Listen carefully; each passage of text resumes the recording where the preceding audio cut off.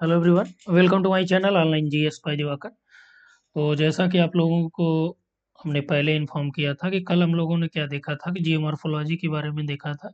Geomorphology के important facts के बारे में देखा था, जो आपके एग्जाम के पॉइंट ऑफ व्यू से मोस्ट इम्पोर्टेंट होंगे। क्योंकि वो जो लेक्चर था वो आपका ऑडियो टाइप का लेक्चर था, जिसमें मैक्सिमम जो आपका ऑडियो में था वो इसलिए बनाया गया था ताकि जो है आप कहीं जा रहे हो, रास्ते में जा रहे हो, कहीं भी हो, जहाँ पे आप क्या करें वीडियो ना देख पाएँ तो आप ईयरफ़ोन कान में लगा के उसको सुन सकते हैं। तो वो एक तरह से पॉडकास्ट या ऑडियो लेक्चर था। फिलहाल आप लोगों का जो रिव्यू आया, जो सजेशंस आए कि वीडियो में ही चीज़ों को रखा जाए, तो इसीलिए हम लोगों ने क्लाइमेटोलॉजी का जो ये वीडियो लाया है, ये पूरा एक ही वीडियो में पूरी क्लाइमेटोलॉजी आपकी समराइज़ है। और इस पूरे वीडियो को आप लास्ट तक देख लीजिएगा, आपका पूरा रिवीजन हो जाएगा। यूजीसी नेट हो या असिस्टेंट प्रोफेसर हो, किसी भी एग्ज़ाम के पॉइंट ऑफ व्यू से ये सारे जो फैक्ट हैं वो इम्पोर्टेंट रहेंगे। तो चलिए यहाँ से स्टार्ट करते हैं। जैसा कि आपके सामने दिख रहा होगा कि ये पॉइंटर के नाम से मेंशन करा गया है। और इसके अलावा यदि आप चैनल पे पहली बार आ रहे हैं तो चैनल को सब्सक्राइब करके बेल आइकन को क्लिक कर लीजिए। अपने फ्रेंड्स को शेयर करना मत भूलिएगा। और जीएस बाय दिवाकर करके जो हमारा एप्लीकेशन है उसको भी डाउनलोड कर लीजिए। वहाँ पे आपका कंप्लीट टेस्ट सीरीज भी अवेलेबल है, चाहे आप राजस्थान के असिस्टेंट प्रोफेसर के बारे में सोच रहे हो या यूपी में असिस्टेंट प्रोफेसर क्रेट एग्जाम का। ठीक है, हर एक एग्जाम का वहाँ पे टेस्ट सीरीज आपको मिल जाएगा। तो चलिए यहाँ से स्टार्ट करते हैं हम लोग। सबसे पहला जो पॉइंटर है ये आपका मेंशन करा गया है कि वायुमंडल क्या है। तो वायुमंडल जो है ये गैसों का असामांगी मिश्रण है, यानी कि जो गैस यहाँ पे समान रूप से बराबर है नहीं। लगभग 32 किलोमीटर पर जो द्रव्यमान है वायुमंडल का, वो 99% द्रव्यमान जो है कहाँ तक पाया जाता है, 32 किलोमीटर के पास तक पाया जाता है। इसके अलावा यदि हम लोग बात करें वायु का, तो 25 किलोमीटर पर 97% वायु का संकेंद्रण भी पाया जाता है। कितना है? 97% वायु का संकेंद्रण भी पाया जाता है। ठीक है, आगे देखिए, जो आपका वायुमंडल है इसका निर्माण कैसे हुआ है। तो वायुमंडल का निर्माण जो है ये आपका गैस और जलवाष्प, धूल कण के, इसके अलावा एरोसॉल है इसमें, ये इसके मूलभूत तत्व हैं। तो ध्यान रखिए, गैस, जलवाष्प, धूल कण, ये जो है आपसे प्रश्न पूछा जा सकता है कि वायुमंडल के मूलभूत तत्व कौन से हैं। तो आपको इसमें मेंशन कर देना है कि ये मूलभूत तत्व हैं, जिसमें जलवाष्प और कार्बन डाइऑक्साइड आपका 90 किलोमीटर तक पाया जाता है। ऑक्सीजन की मात्रा लगभग 120 किलोमीटर के आसपास नगण्य हो जाती है। और इसमें देखिए पॉइंट में आपका और मेंशन है कि क्योटो प्रोटोकॉल जो है कब आया, 1997 में। ये किसके कंट्रोल के लिए आया था? ग्रीन हाउस गैसेस के लिए कंट्रोल करने के लिए आया था, जिसमें ग्रीन हाउस गैसेस में स्पेशली जो है ये आपका CO2 यानी कार्बन डाइऑक्साइड पर फोकस करने की बात इसमें कही गई थी। ठीक है, इसके बाद आता है 1987 का मॉन्ट्रियल प्रोटोकॉल, ओजोन परत क्षरण से संबंधित है। और 2016 में आता है किगाली समझौता। ठीक है, ये भी आपका मॉन्ट्रियल प्रोटोकॉल का ही एक दूसरा समझौता है। और इसमें क्या बात करी गई, ओजोन परत क्षरण से संबंधित जो सघनता है, ये सर्वाधिक सघनता 15 से लेकर 35 किलोमीटर पर सबसे अधिक पाई जाती है। तो ये ध्यान रखिएगा। अब देखिए कि पर्यावरण वाले चैप्टर के लिए, यानी पर्यावरण वाला जो यूनिट है उसके लिए इस तरह के सम्मेलन आपका मोस्ट इम्पोर्टेंट है। इसके साथ साथ फर्स्ट पेपर में जो इन्वायरमेंट वाला सेक्शन है और ज्योग्राफी में, तो यहाँ से मिला के ज्योग्राफी और फर्स्ट पेपर के लगभग 15 सवाल आपसे पूछे जाएंगे, जिसमें से 5 सवाल आपका केवल पर्यावरण के सम्मेलन और अधिनियम से संबंधित रहेगा। इस पे जल्दी वीडियो आपको मिल जाएगा पर्यावरण सम्मेलन और अधिनियम का, जहाँ से 5 प्रश्न आपका कम से कम फर्स्ट पेपर और ज्योग्राफी दोनों मिला के श्योर हो जाएगा। आगे देखिए, वायुमंडल के जो तत्व हैं उसमें आपका जलवाष्प जो है ये वायुमंडल में 0 से लेकर 4% के आसपास पाई जाती है, जो हवा के आयतन का लगभग 4% कम होती है, यानी कि 4% गुना ये कम पाई जाती है। गर्म और आर्द्र ये होती है, और 1% जो है ये ठंडे रेगिस्तानी भागों में पाई जाती है। ठीक है, तो हवा के आयतन का 4% के आसपास ये पाई जाती है जलवाष्प जो है।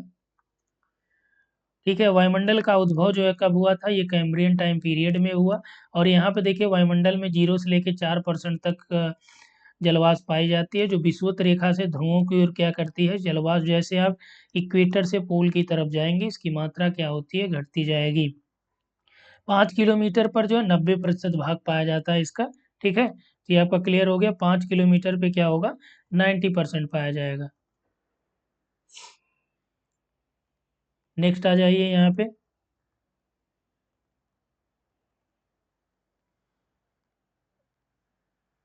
चलिए नेक्स्ट आ जाते हैं यहाँ पे। कार्बन डाइऑक्साइड जो है इसके बारे में जान लीजिए कि सौर विकिरण के लिए ये पारदर्शी होती है और पार्थिव विकिरण के लिए अपारदर्शी। आप समझ लीजिए सौर विकिरण का मतलब क्या हो गया, ये आपका अर्थ है, ये आपका सन है, यहाँ से जो सोलर एनर्जी आएगी इसे हम लोग सोलर एनर्जी कहेंगे या सोलर रेडिएशन कहेंगे, सौर विकिरण कहेंगे। ठीक है, तो मान लीजिए दिन में जो आपका धरातल है ये जो है यहाँ से सोलर रेडिएशन प्राप्त करता है। अब ये क्या करेगा कि जब रेडिएशन ये प्राप्त करेगा इसको वापस जो है छोड़ेगा भी, तो जो वापस छोड़ता है इसे हम लोग पार्थिव विकिरण कहते हैं। पार्थिव का मतलब किससे हो गया, अर्थ से हो गया। ठीक है, अर्थ का रेडिएशन आप कह सकते हैं। क्लियर हो गया। चलिए गैसों के बारे में जान लेते हैं। वायुमंडल में गैसों की यदि मात्रा को हम लोग 100% माने, 100% मान लें, तो इसमें जो आपका गैस में है, तो गैस में दो तरह की गैसें आपकी होती हैं, अस्थाई गैसें। तो अस्थाई में आपका नाइट्रोजन है, ऑक्सीजन है, आर्गन है, नियान है, हीलियम है और हाइड्रोजन है। ठीक है, यानी नाइट्रोजन, ऑक्सीजन, आर्गन विशेष रूप से इसमें है। और अस्थाई गैसों की हम लोग बात करें तो इसमें आपका जो वेरिएबल गैसेस और नोबल गैसेस या परमानेंट गैसेस और वेरिएबल गैसेस दो हो गई। तो जो परमानेंट में आपका नाइट्रोजन, ऑक्सीजन, आर्गन ये इंपॉर्टेंट वाले में है। अस्थाई यानी वेरिएबल गैसें में कार्बन डाइऑक्साइड है, CH4 यानी मीथेन हो गया, N2 यानी नाइट्रस ऑक्साइड हो गया, O3 यानी कि ओजोन का देखिए ये फार्मूला है। इसके अलावा जल वाष्प, ये सभी क्या है, ये वेरिएबल्स में आते हैं। और जो आपका धूम कोहरा आता है, ये आपका स्मॉग जो है इसमें एरोसॉल और सल्फर डाइऑक्साइड का पार्टिकल इन्वॉल्व होता है। ठीक है, चलिए यहाँ पे हम लोग बात कर रहे थे कि जो गैसों की मात्रा है उसके बारे में। तो नाइट्रोजन की जो मात्रा 78.8 समथिंग है। ठीक है, ऑक्सीजन की जो मात्रा है 20.95 के आसपास है, और आर्गन जो है ये 0.93 है। ठीक है, इसके अलावा देखिए जो कार्बन डाइऑक्साइड है इसकी मात्रा कितनी है, तो कार्बन डाइऑक्साइड की जो मात्रा है ये आपका कितना है, 0.036 है। ठीक है, और जो जलवाष्प है ये आपका 0.025 है। नियान की मात्रा जो है 0.002 है। हीलियम की मात्रा 005 है, 000, ठीक है, पॉइंट के बाद। और हाइड्रोजन जो है ये आपका 405 है। ठीक है, तो ओजोन का भी लगभग यही पार्ट है, ये वाले के आसपास होता है। ठीक है, और जो धूल का कण आपका हो जाएगा, धूल का कण ये आपका उसकी जो मात्रा है ये 0.6 के आसपास होती है, 0.0006 के आसपास। ठीक है, यहाँ तक आपका क्लियर हो गया। तो यहाँ से प्रश्न कैसे पूछे जाएंगे, जो परिवर्तनशील गैसें हैं, जो अस्थायी गैसें हैं, उससे पूछा जाता है। वायुमंडल की संरचना की बात करें तो तापमान के लंबवत वितरण के आधार पे हम लोग वायुमंडल की संरचना को 5 प्रकारों में या 5 परतों में डिवाइड करते हैं। जैसे जैसे ऊंचाई बढ़ेगा या ऊंचाई के साथ जो तापमान में परिवर्तन होता है उसी के आधार पे हम लोग 5 परतों में इसको डिवाइड करते हैं। ठीक है, अब देखिए यहाँ पे हमने कुछ एक्स्ट्रा चीज़ें भी ऐड कर रखी है, तो उसको आप लोग यहाँ पे देख लीजिएगा। अभी मैं उसको दिखाऊंगा। यहाँ पे क्या है कि इम्पोर्टेंट जो क्लाइमेटोलॉजी के सिद्धांत हैं वो भी हमने इसमें ऐड किया है, तो वो लास्ट में चल के आपको बताएंगे ताकि आपका पूरा क्लियर हो जाए। वहां से आपका हर बार प्रश्न पूछा जाता है। अब देखिए परतों से एक प्रश्न आपका रहेगा। क्षोभ मंडल की बात करें तो क्षोभ मंडल में देखिए आपका ये सबसे निचली पर्वत है, इसी को परिवर्तन मंडल भी कहते हैं। ध्रुवों पर ये 8 किलोमीटर, इक्वेटर पर 16 से 18 किलोमीटर होती है। और ये देखिए यही पिछले जो बैक ईयर में आपका पूछा गया था, आई थिंक ये दिसंबर 2022 और जून 2023 में एक प्रश्न यहाँ से पूछा गया है। उसमें यही पूछा था कि क्षोभ मंडल की जो ऊंचाई है वो कितनी होती है लगभग, तो ये 8 से लेके 18 या कहीं कहीं मिलेगा आपका 9 से लेके 16 है। तो ये कंफ्यूज आपको नहीं होना है। ठीक है, और यहाँ पे देखिए सभी मौसमी जो गतिविधियां वो आपका कहाँ पे होती है, इसी में होती हैं। 165 मीटर की ऊंचाई पर 1 डिग्री सेंटीग्रेड जाने पर क्या होता है, कम हो जाता है, जिसे हम लोग सामान्य ताप ह्रास दर कहते हैं। ठीक है, नॉर्मल लैप्स रेट के नाम से जाना जाता है। और इसकी जो ऊपरी पार्ट होती है उसे हम लोग क्या बोलते हैं, क्षोभ सीमा कहते हैं। और ये आपका 1 से लेके 1.5 किलोमीटर मोटी होती है, जो ट्रोपोपाज के नाम से जानी जाती है। और जो ह्रास दर में अचानक परिवर्तन आता है, ये 14 किलोमीटर की ऊंचाई के आसपास आता है, जिसे हम लोग क्षोभ सीमा कहते हैं। इसके बाद जो है ट्रोपोपॉज स्टार्ट होता है। ट्रोपोपॉज जो है, ये जो ट्रोपोस्फियर और स्ट्रेटोस्फियर इनके बीच का ये सीमा होती है, तो ये ध्यान रखिएगा। अब देखिए, ये इंग्लिश में भी ध्यान रखिए, क्षोभ मंडल को इंग्लिश में भी ट्रोपोस्फियर, ठीक है, इसको याद रखना है। कारण क्या है कि मैच कराने के लिए दे देता है, हिंदी में भी वही लिख देता है, अंग्रेजी में भी वही लिख देता है।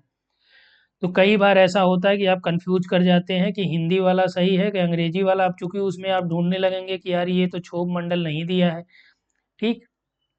अब देखिए, दूसरा आपका समताप मंडल, इसको क्या कहते हैं? स्ट्रेटोस्फियर, ठीक है, स्ट्रेटोस्फियर।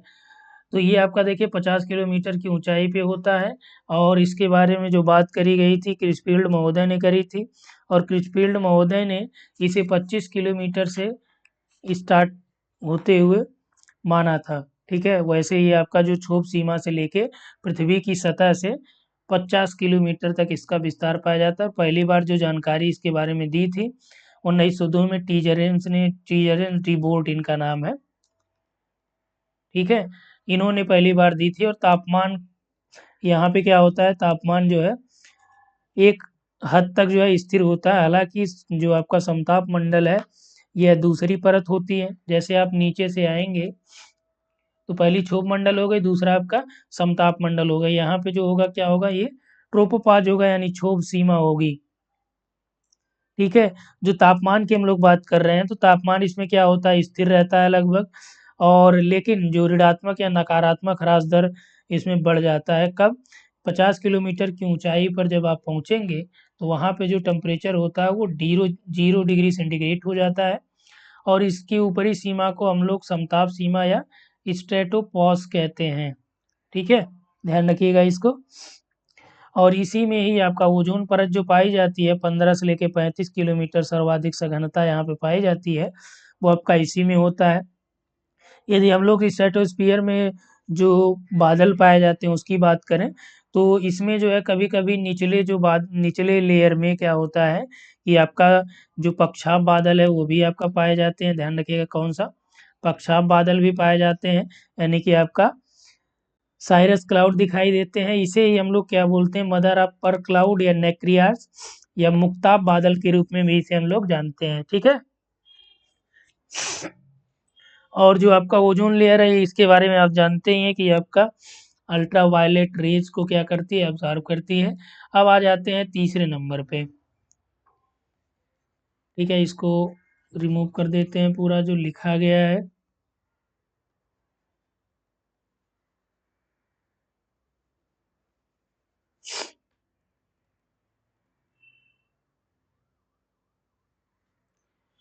चलिए नेक्स्ट आते हैं मध्यमंडल के बारे में, मेजोस्फीयर। अब देखिए, जब आप वीडियो देखिएगा तो हो सकता है कि आपको वीडियो थोड़ा स्लो लगे, तो आप क्या करिएगा, ऊपर जाके वहाँ बढ़ा लीजिएगा। यूट्यूब में ये फीचर है, ठीक है। आप जितना तेज चाहेंगे उसको उतना स्पीड में कर सकते हैं। तो आप इसके लिए यहाँ टेंशन न लीजिएगा कि थोड़ा सा स्लो है लेक्चर, ठीक है। मीजोस्फीयर यानी मध्यमंडल की बात करें तो इसकी जो हाइट होती है लगभग 50 से 80 किलोमीटर के आसपास पाई जाती है। और ये समताप मंडल के ऊपर पाई जाने वाली तीसरी यानी नीचे से यदि बात करें धरातल से तीसरी, और समताप मंडल के ऊपर है। और समताप मंडल और मध्य मंडल के बीच जो ये आपकी सीमा पाई जाती है, इसे हम लोग क्या बोल रहे थे, स्ट्रेटोपॉज बोल रहे थे, ठीक है। स्ट्रेटोपॉज के ऊपर जो आपका मेसोस्फीयर या मध्यमंडल पाया जाता है, 50 से 80 किलोमीटर ऊंचाई के साथ इसमें क्या होता है, तापमान में कमी होती है। तापमान में जो है जैसे जैसे आप ऊंचाई में वृद्धि के साथ जो है यहाँ पे क्या होता है, तापमान कम हो जाने लगता है। और 80 किलोमीटर पे लगभग जो तापमान है -90 के आसपास चला जाता है। यदि इसमें जो बादल आपके पाए जाते हैं उसकी हम लोग बात करें, तो इसमें आपका नाक्टोलूसेंट क्लाउड पाया जाता है। कौन सा क्लाउड है? नाक्टोल्यूसेंट क्लाउड पाया जाता है। देखिए यहाँ से आपका पूछा जा सकता है कि ये किस मंडल में पाए जाएंगे। इसे ही हम लोग जो है ध्रुवीय क्या बोलते हैं, ध्रुवीय मध्यमंडलीय बादल भी कहते हैं, ठीक है। ध्रुवीय मध्यमंडलीय बादलों के नाम से भी इसे हम लोग जानते हैं। और यहाँ पे देखिए इसी में जो मध्य मंडल है ये 60 से 70 किलोमीटर पर वायु की एक परत पाई जाती है। और मध्य मंडल की जो ऊपरी सीमा है इसे हम लोग मध्य सीमा या मीज़ोपॉज के नाम से भी जानते हैं। ठीक है। अधिकांश जो उल्का पिंड है वो इसी परत में जलकर नष्ट हो जाते हैं। क्या है ये? उल्का पिंड जो है आपका कहाँ पे नष्ट हो जाता है? इसी में जल के नष्ट हो जाता है। ठीक है। इसके बाद आ जाता है आपका थर्मोस्फियर। थर्मोस्फियर जो है आपका 80 से लेके 400 किलोमीटर की हाइट तक पाया जाता है। ऊंचाई के साथ इसमें तापमान जो है बढ़ने लगता है। जबकि मीजोस्फीयर में आपने क्या देखा, ऊंचाई के साथ तापमान में कमी आती है और यही थर्मोस्फियर में तापमान में बढ़ोतरी आ जाती है। ठीक है। और थर्मोस्फियर को हम लोग आगे चल के क्या बोलते हैं कि इसके दो पार्ट में, एक आयतन मंडल और एक आयन मंडल में डिवाइड करते हैं। आयतन और आयन मंडल। ठीक है। आयन मंडल या आयनोस्फीयर जिसे कहा जाता है, तो आयन मंडल पहले यहाँ पे फिगर देख लीजिए। सबसे नीचे क्षोभ मंडल, फिर समताप मंडल, फिर आपका मध्य मंडल, फिर ताप मंडल। अब ताप मंडल को दो पार्ट में डिवाइड करा गया है, जो हमने पहले बताया आपसे। अब यहाँ पे भी आप देख सकते हैं इसकी हाइट के बारे में। ठीक है। स्ट्रेटोपॉज, ट्रोपोपॉज, ये सारा कुछ है। 50 से लेके 80 तक जो है क्या होगा, मध्य मंडल होगा।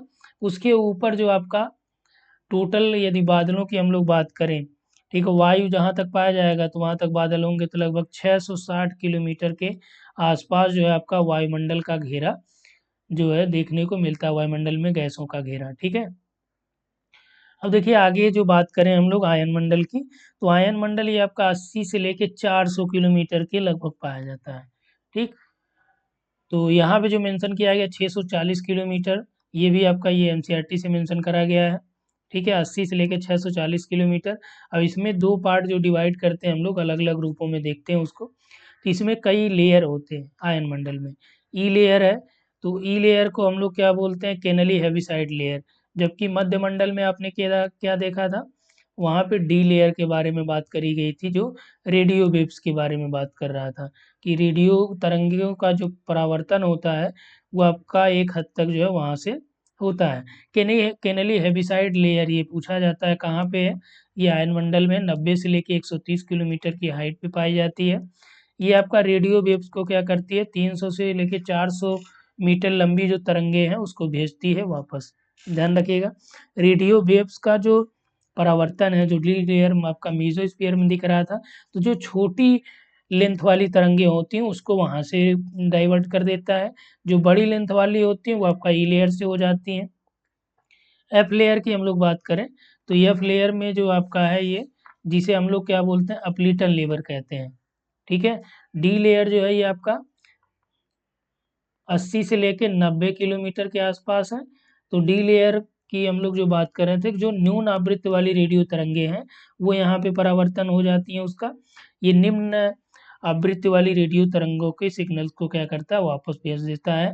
लेकिन मध्यम और उच्च आवृत्ति वाली जो रेडियो तरंगे की सिग्नल है उसको क्या करता है, ये सोख लेता है। क्या करता है, सोख लेता है। तो ध्यान रखिएगा डी लेयर में ये चीज़ें होती हैं। और जो डी लेयर है, ध्यान रखिएगा ये इंपॉर्टेंट है, मोस्ट इंपॉर्टेंट है, इसलिए इसको मैं हाईलाइट कर दे रहा हूँ यहाँ पे। यहाँ पे कह रहा है कि जो डी लेयर है ये आपका जैसे ही सूर्यास्त होगा, ठीक है, वो क्या होगी, समाप्त हो जाएगी। किसके साथ, सूर्यास्त के साथ जो है ये समाप्त हो जाती है डी लेयर। और क्योंकि ये जो है सौर विकिरण से संबंधित होती है। और जो ई लेयर है, ई लेयर की हम लोग बात कर रहे थे, इसे कैनली हेविसाइड लेयर कहा जाता है। तो 99 से लेकर लगभग 130 के आसपास होती है, या 90 से 130 मान सकते हैं। तो देखिए अलग अलग किताबों में अलग अलग पाया जाता है, इसीलिए जो एग्जाम में पूछा जाता प्रश्न है उसमें जो ये ए ई लेयर डी लेयर इसकी हाइट नहीं जल्दी पूछी जाती है। तो जो सबिन सर की किताब में आप देखेंगे वो भी आपका इस तरह से मिलेगा पूरा। ठीक। तो यहाँ पे बोल रहा है कि जो ई लेयर जो है केनेली हेविसाइड लेयर होती है, यह जो है मध्यम और उच्च आवृत्ति वाली जो रेडियो तरंगे है उसको क्या करती है, परावर्तित करके पृथ्वी की ओर क्या करती है, वापस भेज देती है। 300 से लेकर 400 मीटर जो लेंथ वाली लेयर होती है। ठीक है। और इस परत का जो निर्माण होता है ये सौर विकिरण पराबैंगनी फोटान का जो नाइट्रोजन और नाइट्रोजन के अणुओं के साथ अपक्रिया करने के साथ होता है। तो इसलिए इसका भी जो है सूर्यास्त के साथ ये भी जो है खत्म हो जाएगी। ठीक है। सूर्यास्त के साथ जो है ये अवसान हो जाता है इनका, यानी समाप्त हो जाती है ये। अब ई को ही हम लोग E1 E2 दो पार्ट में डिवाइड कर देते हैं। ठीक है।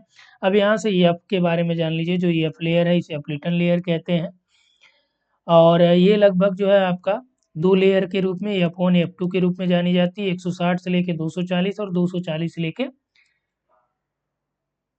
320 किलोमीटर के रेंज में इसका एक मानक मान्य है ये, जो क्या करती है, मध्य और उच्च यानी कि रेडियो प्रसारण की लघु तरंगों को रोककर पृथ्वी पर ये वापस भेजती हैं।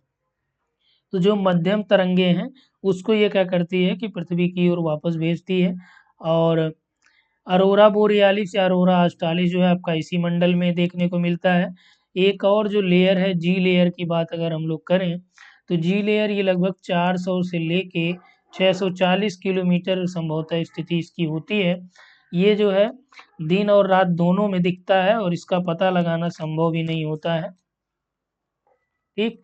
बहिर्मंडल की हम लोग बात करें, 640 ऊपर से जो आपका मंडल है, आयन मंडल और आयतन मंडल उसी में पार्ट में आ गया। बहिर्मंडल 640 से लेके 1000 के आसपास है, जिसमें ऑक्सीजन, हाइड्रोजन और हीलियम ये मैक्सिमम पाए जाते हैं। विरल वायुमंडल के रूप में इसे जाना जाता है। वान एलन रेडिएशन बेल्ट जो है ये 4000 से लेके 20,000 किलोमीटर इलेक्ट्रॉन और प्रोटॉन की लेयर होती है। इसे वान एलन रेडिएशन बेल्ट के नाम से भी जाना जाता है। ठीक है। अब देखिए वायुमंडल का रासायनिक आधार पे जो संगठन है उसको देख लीजिए। होमोस्फीयर और हेट्रोस्फीयर दो तरह से। ठीक है। होमो यानी कि सममंडल और हेट्रो यानी विषम मंडल के नाम से जानते हैं। होमो जो है यहाँ पे दिया है कि मीन सी लेवल से, MSL का मतलब क्या हो गया, मीन सी लेवल, जो समुद्र तल से आपका 80 किलोमीटर के आसपास है। इसमें वायुमंडलीय गैसों का जो अनुपात होता है क्या होता है, समान होता है। तो इसे यदि हम लोग बात करें कि सममंडल को ही तापमान के आधार पे तीन पार्ट में, क्षोभ मंडल, समताप मंडल और मध्य मंडल, तीन में डिवाइड करा गया है। क्योंकि आप लेयर देखिए 80 किलोमीटर तक ये पाया जाएगा, तो जो क्षोभ मंडल ये आपका 18 तक हो गया, ये आपका 50 तक हो गया, ये आपका 80 तक हो गया। ठीक।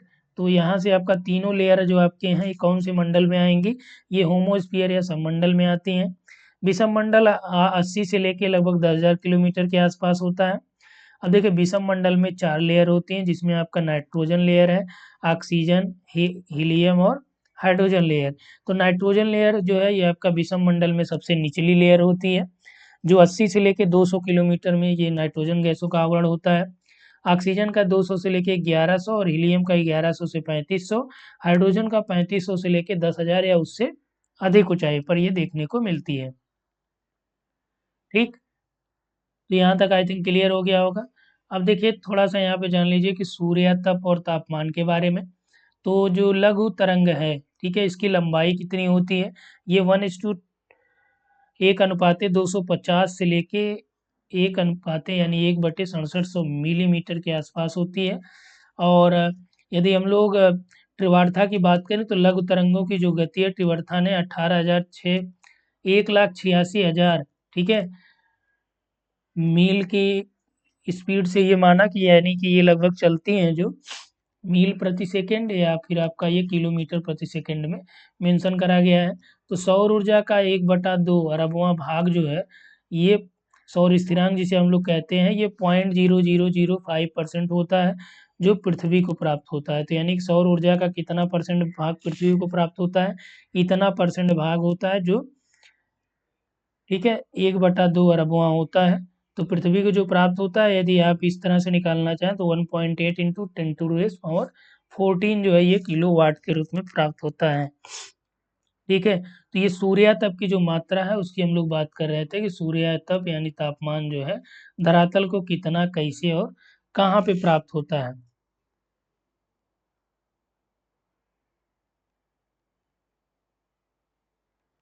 चलिए सूर्यातप के बारे में जान लीजिए कि सूर्यातप को प्रभावित करने वाले कारक कुछ हैं।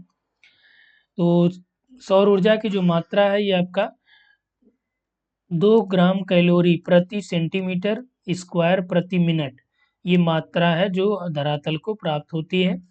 और ये प्रभावित करने वाले कारक में आपका नंबर 1 यही है कि सौर ऊर्जा की जो मात्रा है वो क्या होती है, ये भी आपका जो है तापमान या सूर्यातप को प्रभावित करती है। तो सूर्यातप को कंप्लीट इसको जानने से पहले चलिए एक इसमें बता देते हैं, उसके बाद एक और चीज़ आपको बताते हैं हीट ट्रांसफ़र के बारे में। बहुत बार ये प्रश्न पूछा जाता है आपसे एग्ज़ाम में, तो उसको भी यहाँ पे आप देख ही लीजिए। ठीक है, इसको डिटेल में यहाँ पे कर देते हैं। पहले आ जाते हैं इसी पे। सौर ऊर्जा की जो मात्रा है ये भी क्या करती है कि प्रभावित करती है किसको, सूर्य तप को। तो सौर कलंक, अब देखिए सौर ऊर्जा की मात्रा घटती बढ़ेगी, कैसे घटी बढ़ेगी, सौर ऊर्जा में सन स्पॉट पाए जाएंगे। तो सन स्पॉट जो पाए जाते हैं, तो सन स्पॉट से क्या होता है कि यहाँ पे सूर्य तप को ये प्रभावित करते हैं। सन स्पॉट से जो आपका सोलर रेडिएशन होगा या इसके जहाँ पे स्पॉट नहीं है वहाँ से जो सोलर रेडिएशन होगा, इन दोनों में क्या होती है, भिन्नता पाई जाती है। तो जो सन स्पॉट होता है 11 वर्ष का आवर्ती चक्र होता है, जिसके दौरान सूर्य तप में लगभग 1 से 2% का डिफरेंस यहाँ पे देखने को मिलता है। ठीक है, दूसरा जो सूर्य तप सौर ऊर्जा की मात्रा को प्रभावित करती है वो आपका पृथ्वी सूर्य की बदलती दूरी। जब आपका जो है ये लगभग 15 करोड़ किलोमीटर होता है, तब जो है क्या होता है, पेरीहेलियन की स्टेज आपको देखने को मिलती है जो जनवरी में है। तो इस समय जो है लगभग 7% अधिक एनर्जी जो है ये प्राप्त होती है।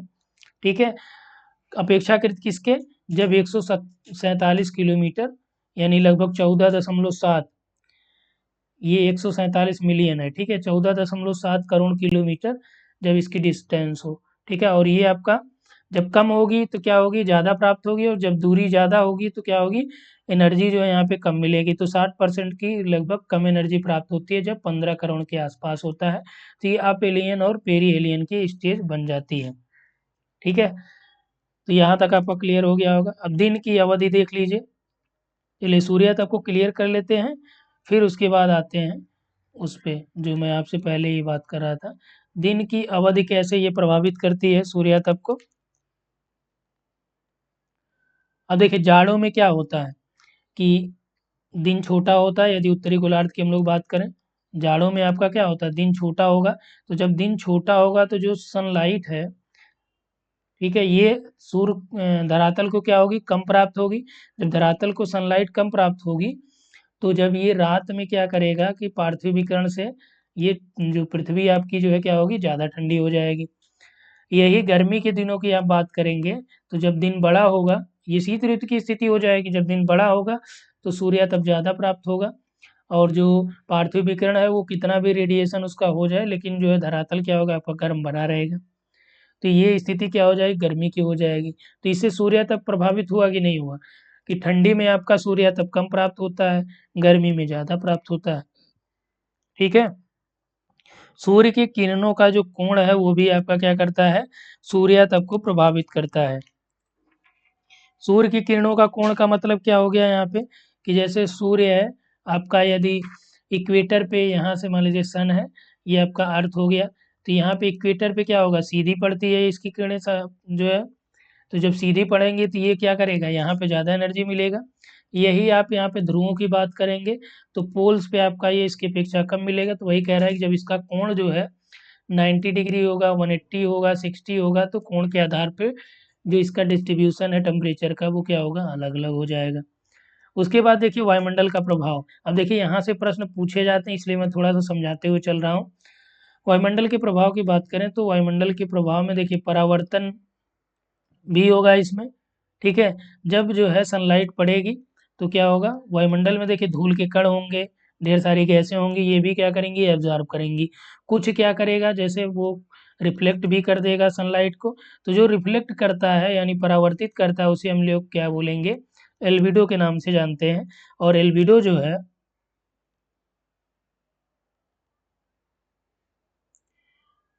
एल्बिडो जिसमें आपका अर्थ का सबसे ज़्यादा होता है 35% के आसपास, बादल 27 होता है, सतह जो धरातली सतह है 2% के आसपास, वायुमंडल में जो आपका एल्बिडो वायुमंडल का वो लगभग 6% के आसपास होता है। ठीक है, तो वायुमंडल में जो परावर्तन होगा, एल्बिडो होगा, तो किसी वस्तु की सतह पर पहुंचने वाला जो विकिरण ऊर्जा होती है उसका जितना भाग जो वापस वायुमंडल में क्या करता है, परावर्तित कर दिया जाता है, उसे हम लोग क्या बोलते हैं, एल्बिडो बोलते हैं। ठीक है, और इसे हम लोग जनरली परसेंटेज में व्यक्त करते हैं।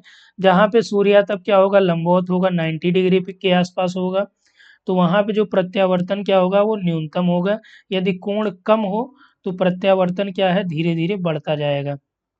ठीक है, तो सबसे ज़्यादा जो आपका एल्बिडो होता है वो किसका होता है, बर्फ का होता है। और यहाँ पे जो दिया गया है इसमें जो सर्वाधिक है वो आपका अर्थ का है। तो जनरली जो सबसे ज़्यादा एल्बिडो जो आपका बर्फ होता है उसका लगभग 70 से लेके 90 के आसपास तक होता है। जो बादल है उसका भी लगभग 70 के आसपास होता है एल्बिडो। ठीक, काली मिट्टी, काली मिट्टी का जो एल्बिडो होगा ये लगभग आपका 8 से लेके 10 के आसपास होगा। ठीक, रेत का जो एल्बिडो है रेत का ये आपका लगभग 20 के आसपास हो जाएगा। घास का जो एल्बिडो है वो लगभग आपका 14 से लेके 25-30 के आसपास होगा। ये परसेंटेज में है, ध्यान रखिएगा।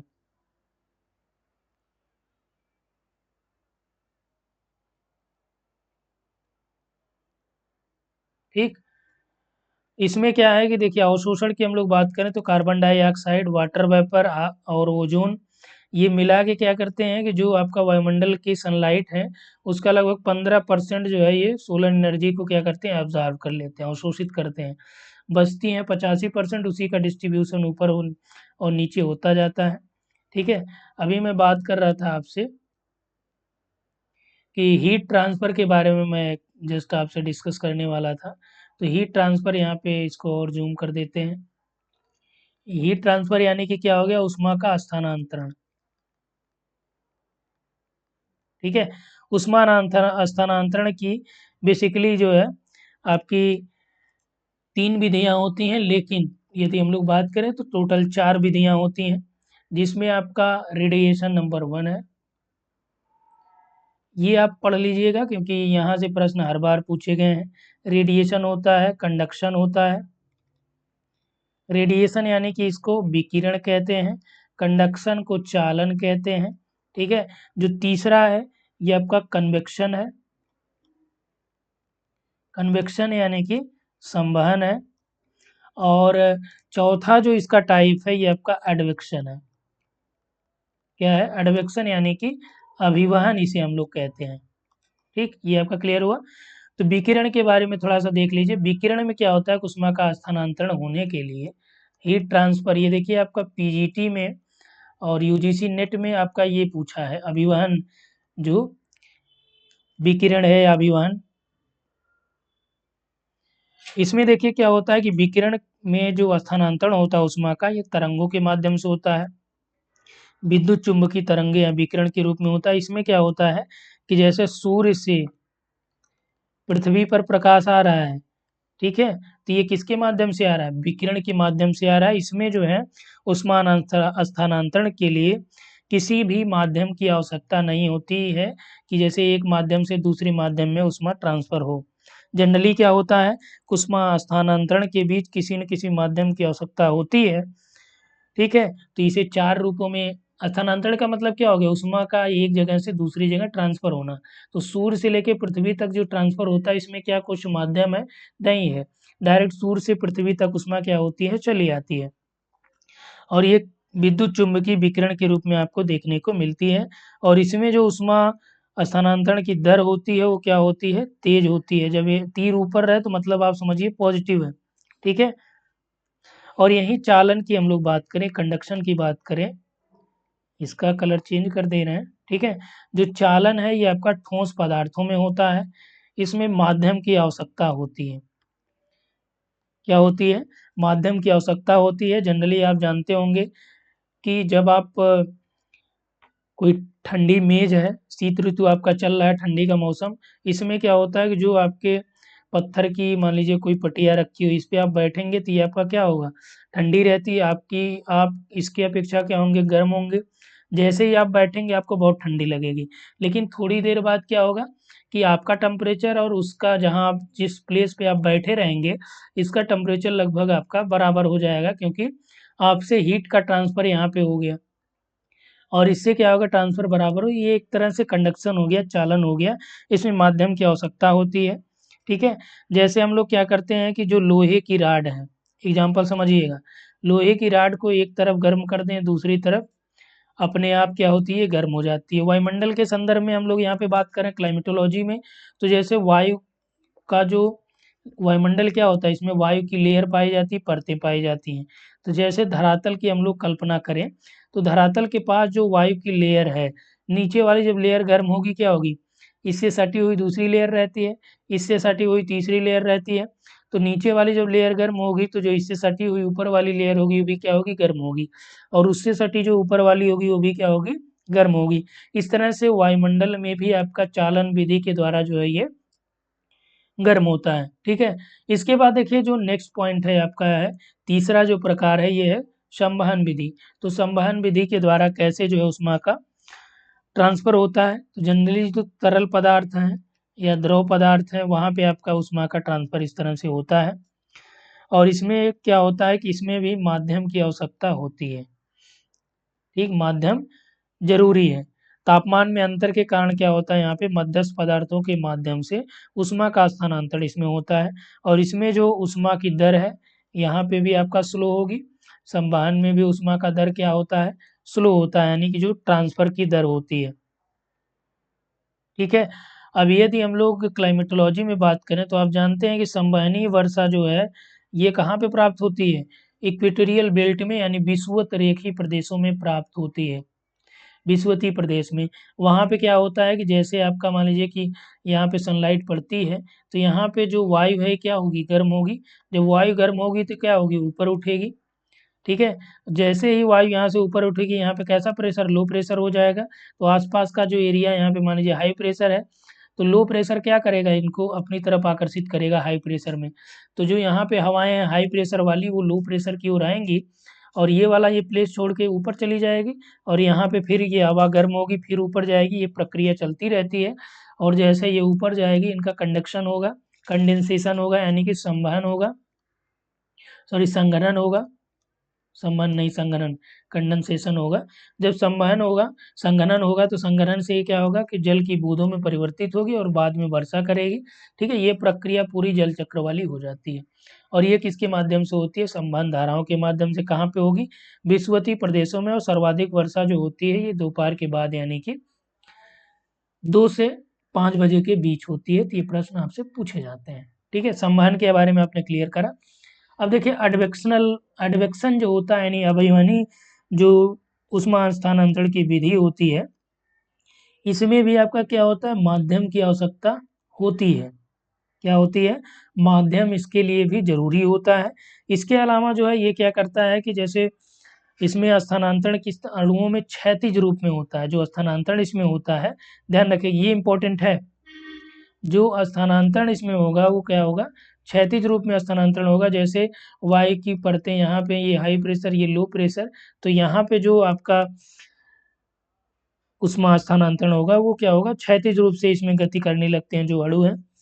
तो इससे हम लोग क्या बोलेंगे, अभिवहन तापीय प्रतिलोमन भी होता है। ठीक है, अभिवहन तापीय प्रतिलोमन भी होता है। तो ये अभिवहन उष्मा स्थानांतरण की एक विधि ये भी है।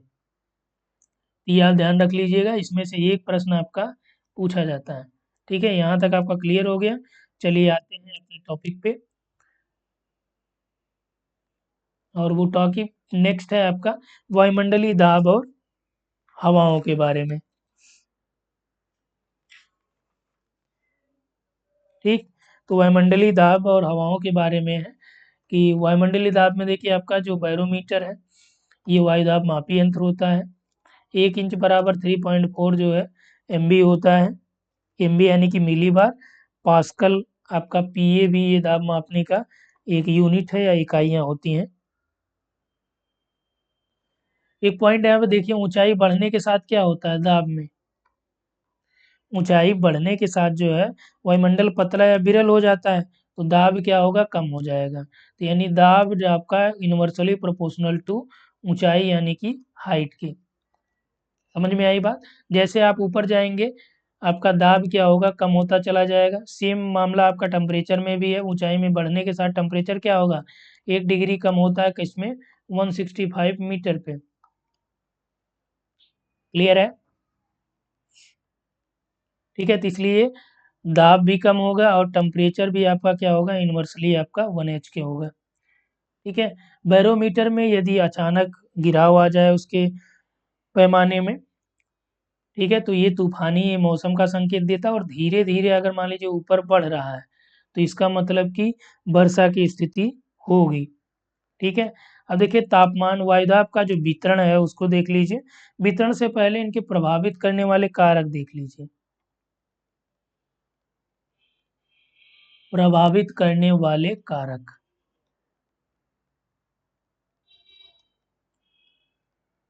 ठीक, तो इसको आप नोट डाउन कर लीजिएगा। तापमान हो गया जो क्या करेगा, आपका वायुदाब को प्रभावित करेगा, क्योंकि जैसे जैसे ताप बढ़ेगा वायु क्या होती है, फैलती जाती हैं। और जब वायु फैलेगी तो क्या होगा, सघनता कम हो जाएगी, और इसकी वजह से क्या होगा, जो प्रेशर है वो कम हो जाता है। दूसरी ओर हम लोग बात करें कि वायु कम ताप के कारण क्या होगा, संपीड़ित होगी, सघनता बढ़ेगी, दाब आपका उच्च हो जाएगा। तो जो तापमान है, टेम्परेचर है, ये आपका इनवर्सली प्रोपोर्शनल टू 1/P, यानी कि प्रेशर के, दाब के। अभी आपने देखा था कि टेम्परेचर ये हाइट के भी इनवर्सली है, जो प्रेशर है ये आपका हाइट की इनवर्सली है। अब यहाँ से आप ये सोच रहे हैं कि यार जब टेम्परेचर बढ़ाने पे, यानी ऊंचाई बढ़ाने पे टेम्परेचर क्या होगा, कम होगा, ऊंचाई बढ़ाने पे प्रेशर भी क्या होगा, कम होगा, तो इसका मतलब कि ये दोनों डायरेक्ट आपके संबंधित होंगे, नहीं। टेम्परेचर बढ़ाने पे क्या होगा, जो प्रेशर है वो कम हो जाएगा। ठीक है।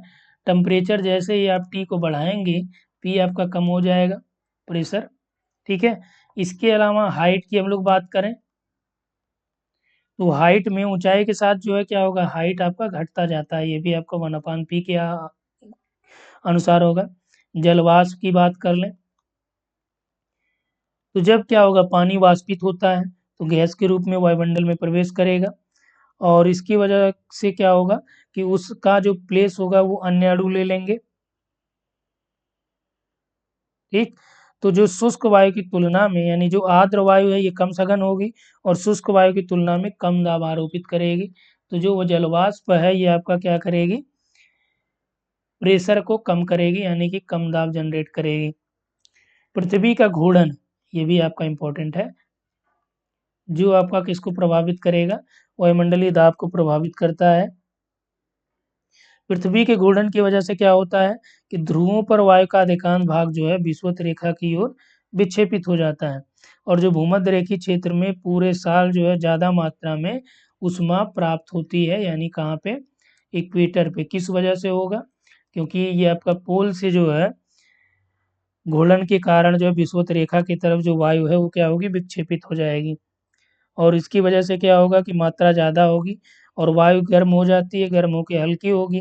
तो यहाँ पे कौन सा क्षेत्र जनरेट हो जाएगा, इक्वेटर पे लो प्रेशर बेल्ट जनरेट होगा।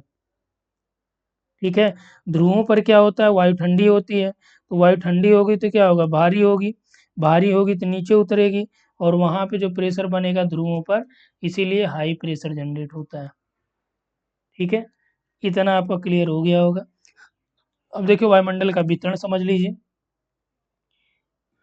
तो लंबवत वितरण जो ये है कि क्षोभ मंडल में 600 फीट या 180 मीटर पर जो है 1 इंच या 3.4 जो मिली बार जो है ये क्या होता है, कम हो जाता है, ये ध्यान रखिएगा। 180 मीटर पे 1 इंच कम हो जाता है, और ये टेम्परेचर जो है 165 मीटर पे 1 डिग्री सेंटीग्रेड कम हो जाता है। ठीक है। मीन सी लेवल से 1013.25 मिली बार। ठीक है। और 5 किलोमीटर मीन सी लेवल पे क्या होगा, 1013 मिली बार होगा जो दाब होगा। 5 किलोमीटर 540, 10 किलोमीटर 264, 20 किलोमीटर पे 55 मिली बार। ठीक है। तो सबसे ज़्यादा जो वायुमंडलीय दाब होगा कहाँ पे होगा, मीन सी लेवल पे होगा। ठीक। क्षैतिज रूपों में हम लोग बात करें तो वह लंबवत वितरण आपने देख लिया। क्षैतिज रूपों में बात करें तो इसको 7 पेटियों में हम लोग डिवाइड करते हैं। कितनी पेटियों में, 7 पेटियों में जनरली डिवाइड करा जाता है, जिसमें आपका यहाँ पे देख लीजिए जो 7 पेटियाँ कौन सी हो गई। एक आपका क्या होगा, इक्वेटोरियल बेल्ट हो गया, भूमध्य रेखीय। फिर जैसे ही आप आएंगे ऊपर, ठीक है, ये उच्च दाब पेटी हो गई। ठीक है। और उपोष्ण उच्च वायु दाब पेटी, फिर आपका निम्न वायुदाब पेटी, और आपका ध्रुवीय उच्च हो जाएगा, ध्रुवीय निम्न हो जाएगा। ठीक है, तो यहाँ पे देखिए आपका भूमध्य सागरीय जो पेटी होगी, इसमें क्या होगा, बहुत सारी भूमध्य रेखीय जो पेटी होगी उसमें क्या होगा,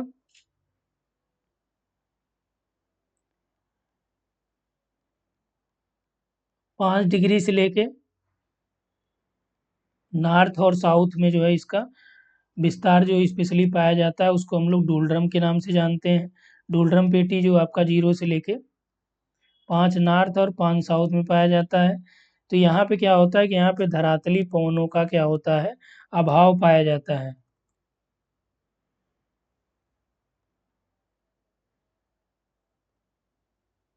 ठीक, धरातली पवनों का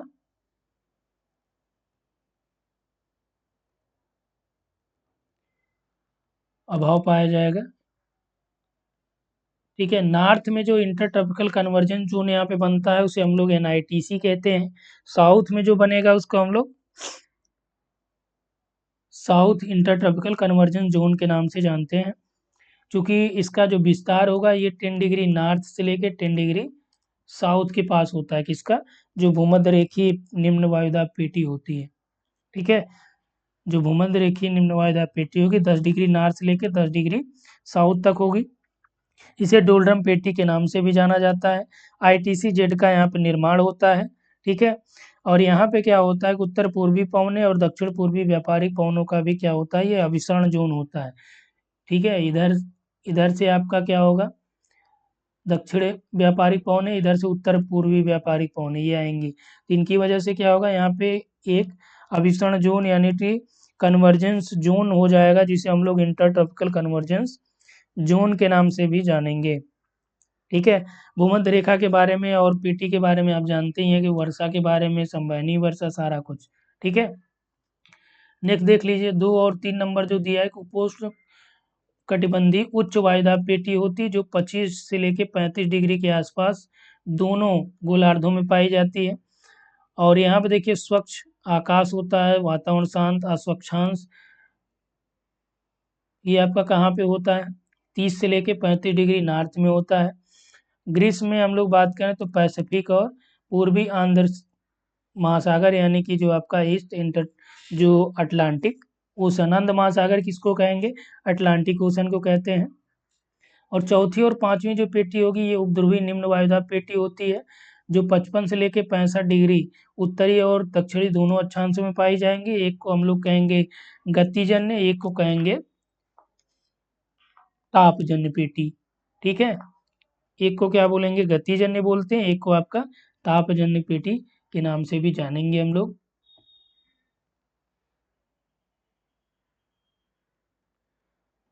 उत्तरी गोलार्ध में जो आपका इसको 2 भागों में डिवाइड करा जाता है, एक आपका ल्यूसियन वाला पार्ट हो जाता है, एक आपका आइसलैंड वाला पार्ट हो जाता है। तो ये 5 पेटियां होगी। छठी सातवीं जो पोटी होगी ये आपका ध्रुवीय उच्च वायुदाब पेटी है। इस पेटी में क्या होता है, इसका विस्तार जो है ध्रुवों पर होता है। यहाँ पे देखिए टेम्परेचर कम, प्रेशर ज़्यादा होता है ध्रुवों पे। ठीक है, टेम्परेचर कम और प्रेशर ज़्यादा होता है। अब यहाँ से थोड़ा समझ लीजिए कैसे ये डिवाइड करा गया है। जैसे ये मान लीजिए आपका क्या हो गया, इक्वेटर हो गया, तो यहाँ पे क्या होगा, ये लो प्रेशर इक्वेटर का हो गया। इसके ऊपर क्या होगा, जैसे आप ऊपर आएंगे ये आपका सब ट्रॉपिकल हाई प्रेशर बेल्ट हो जाएगा। इसके ऊपर आपका जो सब ट्रॉपिकल लो प्रेशर बेल्ट हो जाएगा। ठीक है, या इसे हम लोग कहेंगे सब पोलर लूप, ये आपका लो प्रेशर बेल्ट होगा। और ऊपर जो है सब पोलर हाई प्रेशर बेल्ट होगा।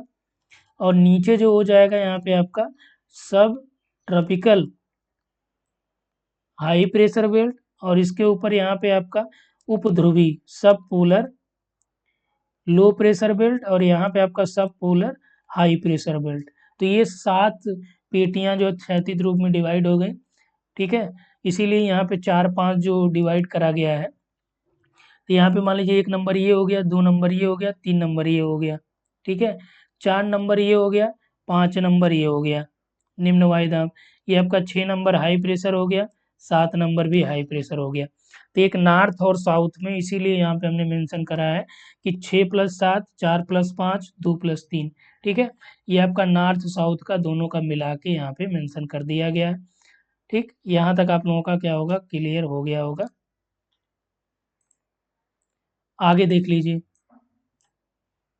अब ये हवाओं के बारे में है। ठीक है, उच्च वायुदाब पेटियों के बारे में आपने जान लिया, निम्न वायुदाब पेटियों के बारे में जान लिया, ध्रुवीय निम्न वायुदाब, उपध्रुवीय निम्न वायुदाब, ठीक है, उच्च वायुदाब, इन सब के बारे में आपने जान लिया बहुत ज़्यादा डिटेल्ड में, क्योंकि यहाँ पे कराने का मतलब टाइम बहुत हो जाएगा आपका। थोड़ा सा यहाँ पे एक चीज़ और जान लीजिए, जो सेल्स होते हैं उसके बारे में, जो वायुमंडलीय परिसंचरण सेल हैं। यहाँ पे ये चीज़ें हो चुकी थी, हीट ट्रांसफर। अब यहाँ पे परिसंचरण सेल के बारे में आपसे बात कर लें। चलिए, वायुमंडलीय परिसंचरण,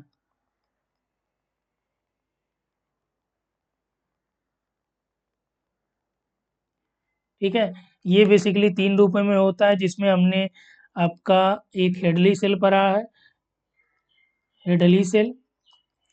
दूसरा आपका कौन सा हो गया, फेलर सेल, फेरल।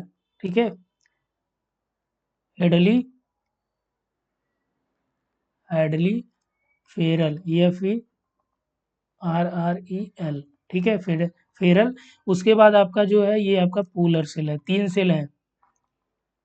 ठीक, तो भूमध्य रेखा पर पृथ्वी सूर्य से क्या होगी, अत्यधिक ऊष्मा प्राप्त करेगी, और इससे क्या होगा, हेडली सेल के बारे में जानिए कि जो इक्वेटर है, ये आपका बेसिकली विषुवतरेखी जो पेटी होती है वो आपका हेडली सेल के नाम से जानी जाती है। और यहाँ पे क्या होगा कि संवहन धाराओं से क्या होंगी, यहाँ पे टेम्परेचर ज़्यादा प्राप्त होगा, संवहन धाराओं से वायु ऊपर उठती है, और इसकी वजह से क्या होगा, यहाँ पे कैसा प्रेशर जनरेट होगा, इक्वेटर पे लो प्रेशर जनरेट होगा। जैसे ही वायु ऊपर उठेगी फिर क्या होगी, ठंडी हो जाएगी, बादल बनेगा, वर्षा होगा। ठीक है, इसके अलावा यहाँ पे क्या होगा कि जो व्यापारिक पवनों का कन्वर्जेंस होगा, अभिसरण होगा, तो इसीलिए यहाँ पे क्या जनरेट हो जाएगा, ITCZ, inter tropical convergence zone हो जाएगा। यहाँ पे क्या होगा कि वायु वायुमंडल तक ऊपर उठती है, वायु यहाँ पे क्या होती है, अपसरित होती है, और उत्तर दक्षिण दोनों ध्रुवों की ओर क्या होगी, बढ़ती जाएगी, ऊपर जाके फैलेगी, इधर जाएगी, इधर जाएगी। ठीक, यह लगभग जो है कहाँ पे होता है, 30 डिग्री नॉर्थ से लेके साउथ में, उत्तर दक्षिण दोनों में क्या होगा, ये यहाँ पे ऊपर उठेगी वायु तो ठंडी हो जाएगी, और उष्ण कटिबंधीय या उपोष्ण कटिबंधीय उच्च वायुदाब क्षेत्र का निर्माण करेगी, क्योंकि यहाँ पे आपका फिर 30 डिग्री पे आपका क्या करेगी, गिरेगी। ठीक है, 30 के ऊपर यहाँ पे गिरेगी, तो ये हाई प्रेशर वहाँ पे हो जाएगा, जहाँ पे क्या होगी, ये अवतलित होगी। ठीक है, इसीलिए ये कहा जाता है कि उच्च दाब के कारण गर्म और शुष्क का यहाँ पे निर्माण होगा, और कम बादल और कम वर्षा का क्षेत्र आपका यहाँ पे बन जाता है उपोष्ण वाले एरिया में। तो ज़्यादातर जो रेगिस्तान इसीलिए यहाँ पे देखने को मिलते हैं। तो हेडली सेल का जो संबंध है किससे हो गया, व्यापारिक पवनों से, व्यापारिक पवनों से। इसके अलावा किससे हो गया, इक्वेटर से। ठीक, तो ये ध्यान रखिएगा, भूमध्य रेखा पर और व्यापारिक पवनों से ये संबंधित होता है। ये देख लीजिए, जो फेरल सेल की हम लोग बात कर रहे हैं,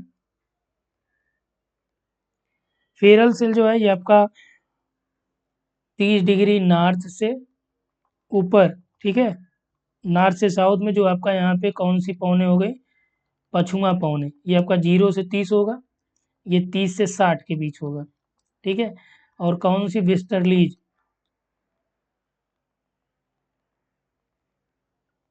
ठीक, ध्रुवीय निम्न दाब पेटी की ओर यहाँ पे क्या होगा, वायु का प्रवाह होगा। तो यहाँ पे अगर फिगर से आप समझना चाहें तो समझिए, ये आपका क्या हो गया, हेडली सेल हो गया, और इसके ऊपर आपका ये फेरल सेल हो गया, ये आपका पोलर सेल हो गया। हेडली सेल में क्या होगा कि हवाओं की दिशा ये होगी, ठीक है, और पोलर सेल में क्या होगा कि हवाओं की दिशा ये होगी, इधर होगी, सॉरी, ये फेरल सेल में, फेरल सेल में हवाओं की दिशा क्या होगी, ध्रुवी की तरफ। ये आपका ध्रुवी पेटी हो गई, या ध्रुवी सेल हो गया, ये आपका फेरल सेल हो गया, ये आपका हेडली हो गया। ठीक है, ये दोनों गोलार्धों में देखने को आपको सेम ऐसे ही मिलेंगे।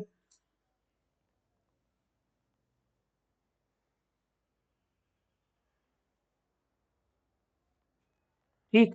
ध्रुवों पे आपका सेम वही कंडीशन होगी। ध्रुवों पे क्या होगी, वायु क्या होगी, ठंडी हो जाएगी, तो यहाँ पे प्रेशर कैसा हो जाएगा, हाई प्रेशर हो जाएगा। ठीक है, और इसके द्वारा क्या होगा, इसीलिए इसे हम लोग ध्रुवीय उच्च दाब के नाम से भी जानते हैं यहाँ पे। और यहाँ पे निचले अक्षांशों की ओर जो है ये आपका हवाएं चलेंगी और इस तरह से चलेंगी, और ये 60 डिग्री से ऊपर।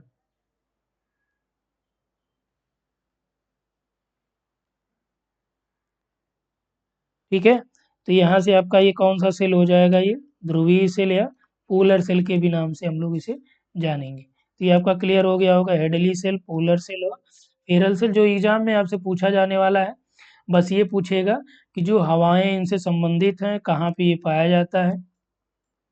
तो धरातल के समीप जो गतिशील वायु होती है इसे हम लोग क्या बोलते हैं, पवन या हवा कहते हैं। प्रभाव देखिए, वायुमंडलीय दाब से ये होती है, तो हाई प्रेशर से क्या होता है, लो प्रेशर की तरफ हवाएं चलेंगी। विषुवत रेखी पछुआ हवा हवा और विक्षेपक बल की वजह से भी होता है, घर्षण बल की वजह से भी क्या होगी, यहाँ पे वायु या पवनें चलती हैं। ठीक है, तो हवाएं जो है आपका एक आकस्मिक हवा होती है जो अचानक चलती है।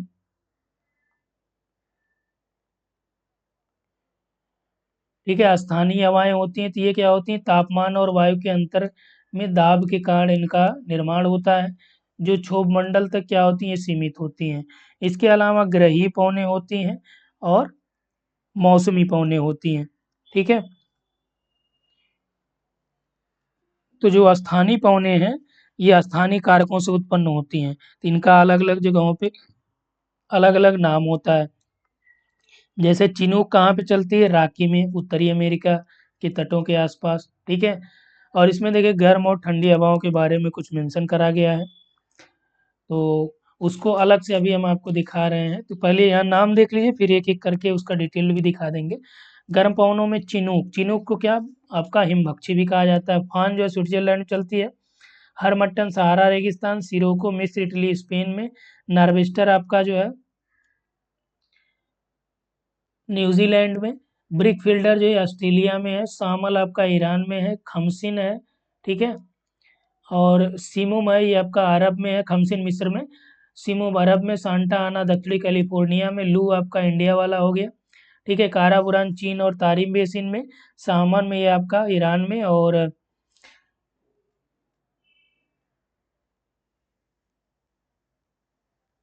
ये क्या हो गई आपकी गर्म पवनें हो गई। ये आपका ठंडी स्थानीय पवनें जो है ये भी जान लीजिए। मिस्ट्रल है, ये ठंडी है, स्पेन और फ्रांस में चलती है।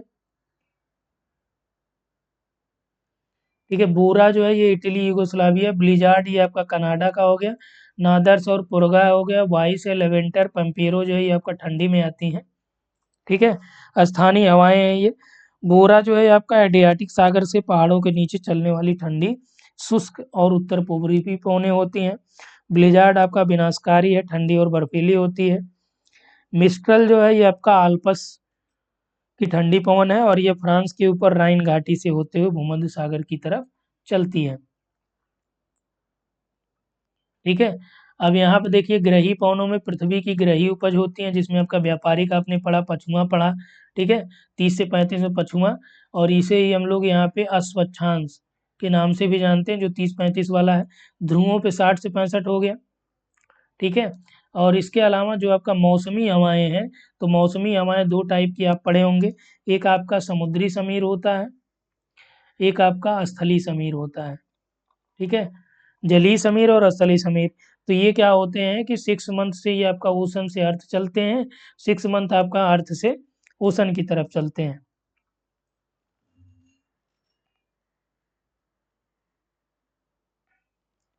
ठीक, तो ये आपका क्लियर हो गया होगा। चलिए नेक्स्ट आते हैं। यहाँ पे देखिए ब्लैक रोलर जो विंड है, गर्म है, और ये क्या होती है, नॉर्थ अमेरिका के बृहद मैदानों से दक्षिण पश्चिम और दक्षिण नॉर्थ वेस्ट यानी उत्तर पश्चिम में ये प्रवाहित होती है। जो गर्म हवा हो गई, पंपेरो अर्जेंटीना की हो गई, चिली की, जुंडा अर्जेंटीना और उरुग्वे, और बिरजोन जो है आपका पेरू और चिली में ये चलती है। ठीक है, नेक्स्ट यहाँ पे पॉइंट जो आपका है जेट स्ट्रीम के बारे में जानना है आपको। तो यहाँ पे थोड़ा सा आप गर्म हवाओं के बारे में भी जान लीजिए। चलिए इस पे हम लोग आ जाते हैं, यहाँ पे लिख के बता देते हैं गर्म हवाओं के बारे में।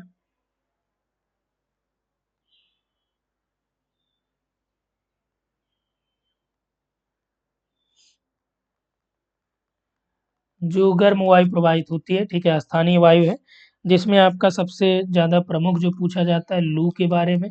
तो लू आपका जो है ये भारत में प्रवाहित होती है, उत्तर के विशाल मैदान में। कैसी है ये? गर्म वायु है जो ऊपर पहले ही, और ये पश्चिम से पूर्व की ओर चलती है, ठीक है। आमतौर पर ये दोपहर के बाद चलती है। इंडिया में अप्रैल मार्च लास्ट से अप्रैल मई तक ये आपका ज़्यादातर देखने को मिलती है। इसके अलावा जो है फ़ॉन है। फ़ॉन क्या है? ये तेज और धूल भरी स्थानीय गर्म वायु होती है, और ये आपका आल्प्स की श्रृंखला से नीचे, ठीक है, क्षेत्रीय दाब प्रवणता के कारण ये उत्पन्न होती है। और ये क्या करती है कि पवनाभिमुख ढाल पर ये वर्षा भी करती है, ये वर्षा भी करती है फ़ॉन जो है आल्प्स श्रेणी में, ठीक है। पहाड़ों के शिखरों को पार करने के बाद गर्म और शुष्क वायु के रूप में ये आपका ढालों से नीचे उतरने लगती है। और ये जो आपका फ़ॉन है ये आल्प्स के ढालों से नीचे जब उतरती है, तो ये क्या करेगी, वहाँ पे जो बर्फ जमे रहते हैं उससे क्या होगा, हिम मुक्त भी ये कर देती है। तो जो हिम मुक्त हो जाएगा, बर्फ पिघल जाएगा, तो वहाँ पे क्या होगा, चारा भूमि भी विकसित हो जाती है, ठीक है। सेम यही चीज़ें चिनूक के बारे में कही जाती है। इसे हिमबक्षी के नाम से जाना जाता है। और ये आपका राकीज के ढालों पे चलती है, वहाँ पे बर्फ जमा होता है, उसको ये क्या करती है, पिघला देती है। यूएसए और कनाडा के पूर्वी ढलान से ये देखी जाती है। नेक्स्ट है आपका सिरोको। सिरोको जो है ये आपका गर्म हवा है, ये आप जान ही रहे हैं। इसका उद्गम जो है बसंत के दौरान कहाँ पे होता है, सहारा मरुस्थल में होता है। और भूमध्य सागर को ये क्या करती है, पार करके आपका इसको ही स्पेन में जो है सिरोको को लेवेचे कहते हैं, ठीक है। और मिस्र में इसी को सिरोको को मिस्र में खमसिन कहा जाता है। एजियन सागर के पास जो है इसको क्या बोला जाता है, घरवी। ये नया नाम आपको देखने को मिलेगा, घरवी धरवी जो भी मिले, ठीक है। और हरमट्टन जो है वो आपका डॉक्टर भिंडी से कहते हैं। ये उत्तर पश्चिम अफ्रीका जो सहारा मरुस्थल है हरमट्टन, या इसे डॉक्टर भिंड भी कहते हैं, गर्म है। चूँकि उस समय जो है आपका उत्तर पश्चिमी जो सहारा मरुस्थल है, यहाँ पे क्या होता है कि ह्यूमस की मात्रा ज़्यादा होती है, और इसकी वजह से वहाँ पे बीमारियाँ होती हैं। और जब ये चलती है तो जो ह्यूमस है उसको सोख लेती है, एब्ज़ॉर्ब कर लेती है, और इसकी वजह से क्या होता है, वहाँ पे खुशहाली और हरा-भरा हो जाता है। इसीलिए इसको डॉक्टर भिंड के नाम से भी जाना जाता है, ठीक। इतना आप लोगों का क्लियर हो गया होगा। तो नेक्स्ट आ जाइए।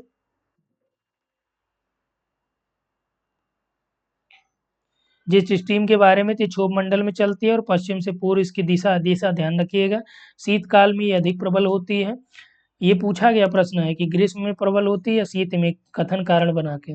20 डिग्री अक्षांशों से ध्रुवों तक जो है ये लगभग 7.5 से लेकर 14 किलोमीटर ऊंचाई पर पाई जाती है। इसका जो मार्ग होता है, कैसा मार्ग ये धारण करते हुए चलती है, विसर्प के आकार का। ये 5 टाइप में होती है। एक आपका ध्रुवीय वातागर जेट स्ट्रीम होती है, ये शीत और गर्म वातागर के मिलने से बनती है 40 से 60 डिग्री अक्षांश पे। इसकी जो ताप प्रवणता अधिक होती है और ये पश्चिम से पूर्व चलती है। उपोष्ण कटिबंधीय पछुआ जेट स्ट्रीम दूसरा वाला है, ये 30 से 35 है, ठीक है। ध्रुवीय जेट स्ट्रीम क्या होगी, वो 40 से 60 हो गई। उपोष्ण वाला ये आपका 30 से 35 लैटीट्यूड में, ये इसकी जो स्पीड है लगभग 340 से 385 के आसपास है, और दाब जो यहाँ पे है 200 से लेके 300 मिली बार है। नेक्स्ट है आपका उष्ण कटिबंधीय पूर्वी जेट स्ट्रीम। अभी आपने उपोष्ण कटिबंधीय पछुआ वाली देखा, अब ये आपका पूर्वी जेट स्ट्रीम है जो क्षोभ मंडल में चलती है 35 से लेके 8 डिग्री जो नॉर्थ लैटीट्यूड पे ये आपका देखने को मिलती है, भारत और अफ्रीका में विशेष तौर पे। और 180 किलोमीटर प्रति घंटा इसकी क्या होती है, रफ्तार होती है। फोर्थ नंबर पे आपका जेट स्ट्रीम जो है वो ध्रुवीय है, जो रात वाली है, ये समताप मंडलीय है, सागर तल से लगभग 30 किलोमीटर की ऊंचाई पर देखने को मिलती है। यानी कि बेसिकली ये 9 से 12 किलोमीटर में आसपास रहती है, तो कुछ स्पेशल हैं, ठीक है। नेक्स्ट है आपका स्थानीय जेट स्ट्रीम। ये क्या होती है? एक स्थानीय ताप एवं गति के कारण या गति की दशाओं के कारण ये आपका क्या होती है, कुछ खास स्थानों पे ही देखने को मिलती है, जो आपका स्थानीय जेट स्ट्रीम हो गया। ठीक है। नेक्स्ट आपका है आर्द्रता और वर्षण। ठीक। आर्द्रता और वर्षण की हम लोग बात करें तो इसमें आपका देखिए बादल जो है उसके बारे में आपका दिया गया है कि उच्च स्तरीय जो बादल है अल्टो स्टेटस क्लाउड है, ये भूरे और नीले रंग की पट्टी के चादर है। सूर्य और चंद्रमा जो है यहाँ पे स्पष्ट दिखाई नहीं देता। विस्तृत क्षेत्र में ये वर्षा करते हैं। 25,000 से 6,000 मीटर, यानी कि 6 किलोमीटर से 25 के आसपास ये रहेंगे अल्ट्रो स्टेटस। इसी में आपका जो है आ जाएगा उच्च कपासी बादल। ठीक है, इसे उच्च स्तरीय बादल कहते हैं। उच्च में ये श्वेत और भूरा ऊनी रंग का होगा, इसको समझ लीजिए। बैरोमीटर का पहले ही हमने बता दिया कि सर्वाधिक जो है आपका समुद्री सतह पे दाब होता है, और अचानक गिरावट किसका संकेत होता है? आंधी का। धीरे धीरे उत्थान जो है वर्षा का संकेत करता है। दूसरा जो है आपका जो निम्न स्तरीय बादल होते हैं, ये 2500 मीटर यानी 2 किलोमीटर 2.5 किलोमीटर से कम ऊंचाई पे होते हैं। इसमें आपका स्तरीय कपासीय रंग भूरा होता है। स्तरीय बादल कोहरा की तरह दिखता है। कपासी बादल जो है ये आपका गोभी के फूल के समान दिखता है। ठीक है। वर्षा स्तरीय जो बादल है ये सबसे ज्यादा वर्षा करता है। ये आपका ऊपर से नीचे तक का क्रम था। ठीक है। जो कपासी वर्षी बादल है, कपासी बादल हो गए फूल गोभी के समान। कपासी वर्षी जो बादल है ये आपका लंबवत होता है, थंडर क्लाउड के नाम से ही इसे जानते हैं। ओला और तड़ी झंझा के साथ इसमें भारी वर्षा होती है। ठीक है। नेक्स्ट आ जाइए जो उच्च बादल यानी कि 6,000 मीटर से अधिक ऊंचाई पे, जिसमें पक्षाप बादल हो गए, तो अधिक ऊंचाई पर बिखरे होते हैं, रेशम की तरह दिखते हैं, हिमकणों से इनका निर्माण होता है, ये सफ़ेद दिखते हैं। ठीक है। नेक्स्ट यहाँ पे देखिए ITCZ के बारे में।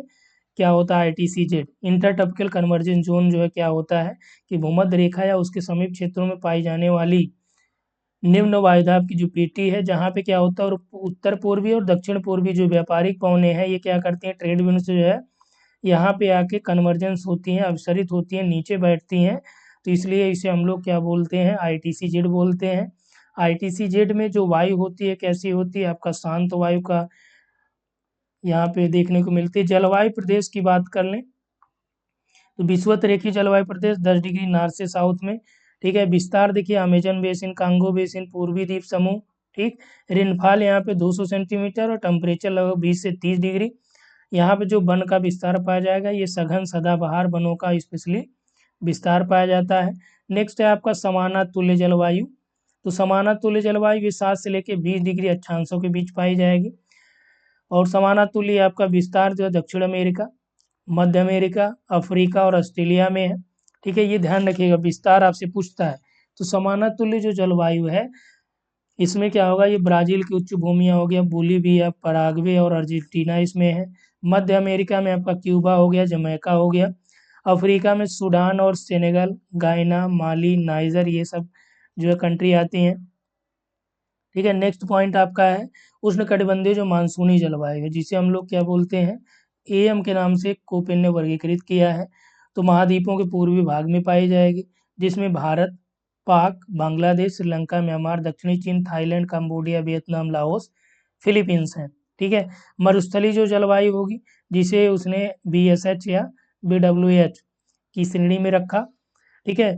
तो मरुस्थलीय जो जलवायु होती है कहाँ पे पाई जाती है? 15 से लेकर 30 डिग्री नॉर्थ और साउथ में, ये ध्यान रखिएगा।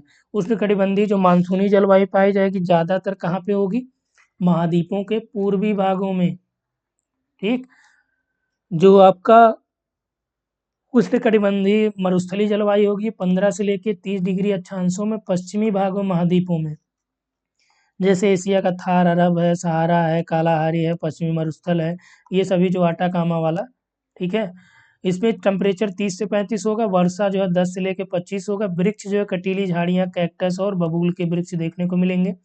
भूमध्य सागरीय जलवायु जिसे CS कहते हैं, 30 से लेकर 45 जो अक्षांशों के बीच महाद्वीपों के पश्चिमी भागों में। इसका विस्तार मोस्ट इंपॉर्टेंट है, हर बार पूछा गया प्रश्न में।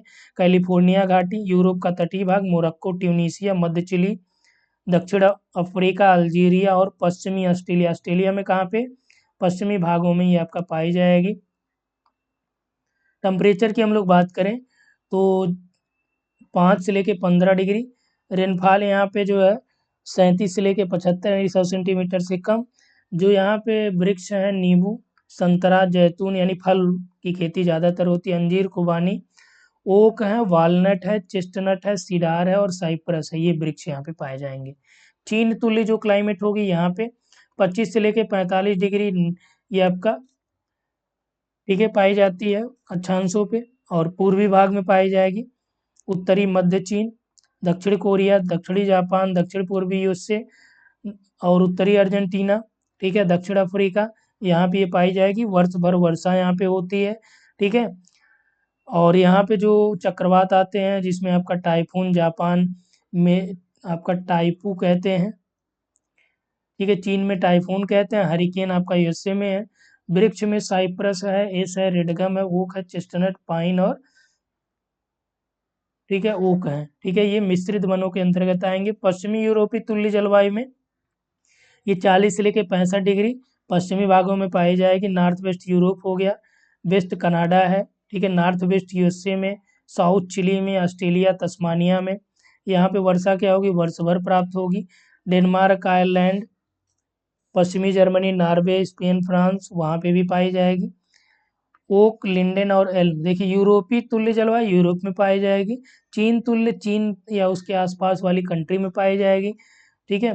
सेंट लॉरेंस तुल्य जो जलवायु है 45 से लेके 65 डिग्री नॉर्थ में, ठीक है, और पूर्वी भागों में पाई जाती है, स्पेशली आपका कनाडा में, यूएसए में, नॉर्थ ईस्ट चाइना में, ठीक है, और कोरिया में, जापान में, ठीक है। यहाँ पे जो वन पाए जाएंगे सेंट लॉरेंस में कोणधारी वन, और घास के मैदान कैसे हो जाएंगे, प्रेयरी वाले होंगे। शीतोष्ण कटिबंधीय घास भूमियाँ जो प्रेयरी तुल्य जलवायु के नाम से जानी जाएगी, 40 से लेके 60 डिग्री, ठीक है। वर्षा यहाँ पे 25 से 65 होगी। टेम्परेचर यहाँ पे 18 से 24 है, ठीक है। दक्षिण पश्चिम साइबेरिया, मंगोलिया और मरे डार्लिंग जो नदी है उसके बेसिन में, ट्रांसवाल, मध्य अर्जेंटीना, दक्षिणी कनाडा, यूएसए में पाई जाएगी।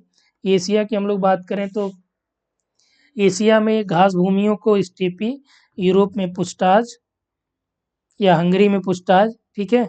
नॉर्थ अमेरिका में प्रेयरी, साउथ अमेरिका में पंपास, साउथ अफ्रीका में बेल्ट, ऑस्ट्रेलिया में डाउन्स के नाम से भी हम लोग जानते हैं,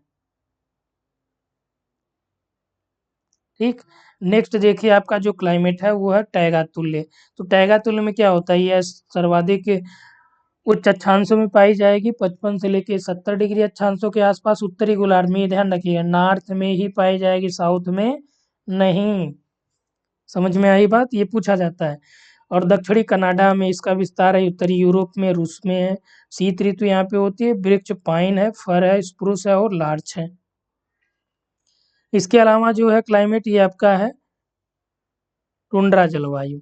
तो टुंड्रा जलवायु आपका जो है 65 डिग्री अक्षांश या उससे ऊपर पाई जाती है दोनों गोलार्धों में, और 0 से लेकर 10 डिग्री यहाँ पे टेम्परेचर होता है। उत्तरी कनाडा, ग्रीनलैंड, ठीक है, स्कैंडिनेवियन कंट्री में पाई जाती है। यहाँ पे जो लाइकेन और मॉस जो है यहाँ की हवाएं में आपके वृक्ष हो गए, एक तरह से वृक्ष क्या है ये, यहाँ पे घास फूस जड़ियाँ ये सब हो गए। तेज हवा वाली रात में ओस नहीं बनता, पॉइंट देख लीजिए। आपसे पूछा जाएगा कि ओस कब पड़ता है, अगर तेज हवा वाली रात रहेगी तो ओस नहीं बनेगा। क्यों, क्योंकि यहाँ पे वाष्पीकरण की दर जो है तेज हो जाती है, और सर्वाधिक वार्षिक तापांतर जो है ये आपका ध्रुवों पर होता है। सबसे कम जो वार्षिक तापांतर है ये भूमध्य रेखा पे होता है। वार्षिक तापांतर का मतलब क्या हो गया कि वर्ष में मैक्सिमम और वर्ष में मिनिमम जो टेम्परेचर है।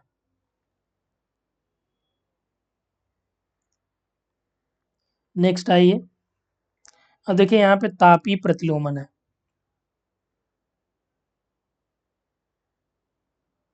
ठीक। तापीय प्रतिलोमन होता क्या है इसको थोड़ा सा जान लीजिए, फिर आते हैं और डिटेल्ड में, ठीक। तो जनरली हमने अभी तक पढ़ा कि जैसे ऊपर जाएंगे धरातल के तो क्या होगा, टेम्परेचर आपका 1 डिग्री कम होता जाएगा, ठीक। कितने पे, 165 मीटर हाइट पे। और यही यदि टेम्परेचर कम होने के बजाय क्या हो, बढ़ जाए, ठीक है, यहाँ पे देखिए सामान्यतः क्या होगा, ऊंचाई के साथ जो टेम्परेचर होगा ये घटता जाएगा, लेकिन जब ये घटने के बजाय क्या हो जाए, बढ़ जाए। ठीक, तो ऊंचाई के साथ क्या होगा, घटने के बजाय बढ़ने लगे तो ये आपकी स्थिति हो जाएगी व्युत्क्रमणता की, यानी कि इन्वर्जन की। इसी को हम लोग बोलेंगे थर्मल इन्वर्जन। ठीक, तो तापमान प्रतिलोमन यह दशा जो स्वच्छ आकाश, शुष्क वायु, मंद समीर की स्थिति में अधिक प्रभावी होती है। ठीक है, यानी कि तापमान प्रतिलोमन वहां पे ज्यादा देखा जाएगा जहाँ पे क्या होगा, स्वच्छ आकाश होगा, शुष्क वायु होगी, मंद समीर होगी, यानी कि हवाएं भी वहाँ पे जो है धीरे धीरे प्रवाहित होंगी। वहाँ पे आपका जो है थर्मल इन्वर्जन या तापीय प्रतिलोमन विशेष रूप से देखने को मिलेगा। ठीक है, नेक्स्ट देखिए इसी में पॉइंट है, घने कुहरे इसके लिए उत्तरदायी होते हैं। घना कुहरा भी क्या होगा, इसके लिए उत्तरदायी होगा।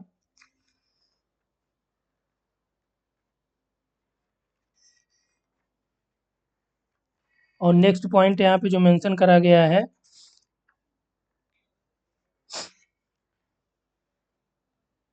घने कुहरे इसके लिए उत्तरदायी होते हैं। पर्वतीय घाटियों में तीव्र विकिरण के कारण क्या होगा, ऊपर यानी रात्रि में तेजी से ये ठंडे हो जाते हैं, और इसके विपरीत घाटी में क्या होगा, उष्मा ह्रास होगा। तो क्या होगा, उच्च तापमान यहाँ पे बना रहता है, यानी कि जो संपर्क वाली वायु यहाँ पे होगी ये भी क्या होगी, गर्म होगी, क्योंकि नीचे जो घाटियां हैं वहाँ पे जो उष्मा का स्थिति है वो क्या होगी, मेंटेन रहेगी।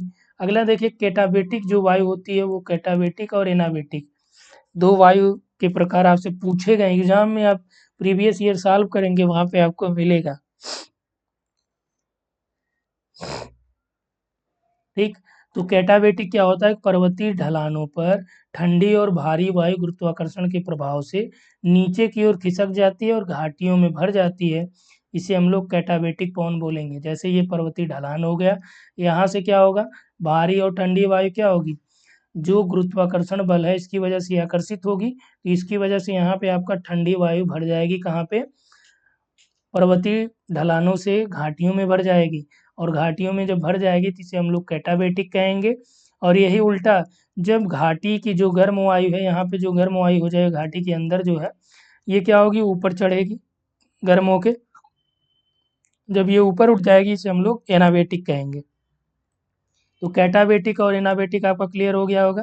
ठीक है, तो तापीय प्रवणता के कारण या व्युत्क्रमणता के कारण जो है अंतर पर्वतीय घाटियों में बस्तियां और खेत जो है ढलानों के ऊपरी भागों में ही स्थित होते हैं। ये इंपॉर्टेंट लाइन है, पूछा जाएगा जो अंतर पर्वतीय घाटियों में बस्तियां बनाई जाती हैं, जबकि खेत कहाँ पे, ढलानों के ऊपरी भागों में बनाए जाते हैं। कारण क्या है, तापीय व्युत्क्रमणता के कारण। जापान के सुआ बेसिन में शहतूत और भारत में सेब की जो बागवानी है पर्वतीय ढालों के निचले भागों पर नहीं बनाई जाती है। कारण क्या है, तापीय व्युत्क्रमणता की वजह से जो है ये नहीं बनाई जाती, क्योंकि उस तरह की दशाएं इनको नहीं मिल पाएगी।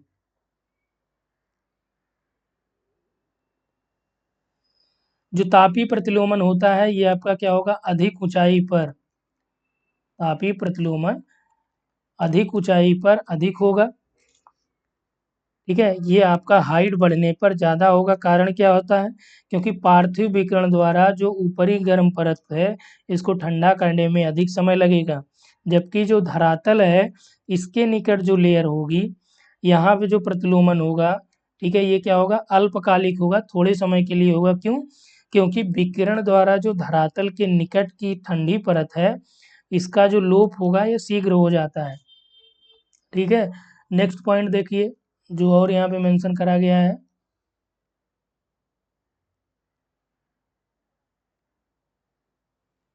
तापी विसंगति के बारे में। तो तापी विसंगत से पहले कुछ आपका जो इम्पोर्टेंट पॉइंट्स है जो थर्मल इन्वर्जन में आपने पढ़ा है उसको यहाँ पे और डिफाइन कर देते हैं। ठीक, तापीय प्रतिलोमन उसके प्रकारों को भी, तो तापीय प्रतिलोमन की हम लोग बात कर रहे थे, तो ये आपका ध्रुवीय प्रदेशों और मध्यांशांशों के जो हिमाच्छादित भाग या घाटियां होती हैं वहाँ पे क्या होता है, अधिक होता है। कहाँ कहाँ पे, ध्रुवीय प्रदेश, ठीक है। इसके अलावा कहाँ पे, मध्य अक्षांश में। ये पूछा गया प्रश्न है, इसलिए यहाँ पे मैं आपको अच्छे से डिफाइन कर रहा हूँ। तो तापीय प्रतिलोमन ध्रुवीय प्रदेश और मध्य अक्षांशों के जो बर्फ से ढके या हिमाच्छादित भाग हो गए, घाटी हो गई, वहाँ पे अधिक होगा।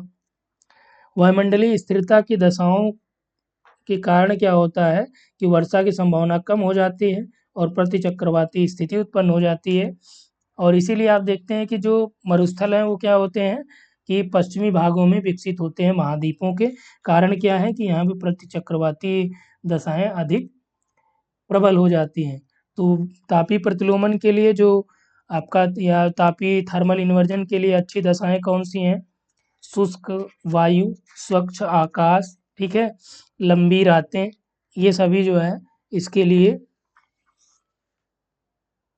अच्छी स्थिति को प्रदर्शित करती हैं, ठीक है। नेक्स्ट आइए इसके टाइप्स को जानिए, प्रकारों को जानिए। किसके प्रकारों की हम लोग बात कर रहे हैं? तो ये आपका है तापीय प्रतिलोमन के प्रकारों को। तो ये तापीय प्रतिलोमन जो है विभिन्न प्रकार के होते हैं। एक आपका होता है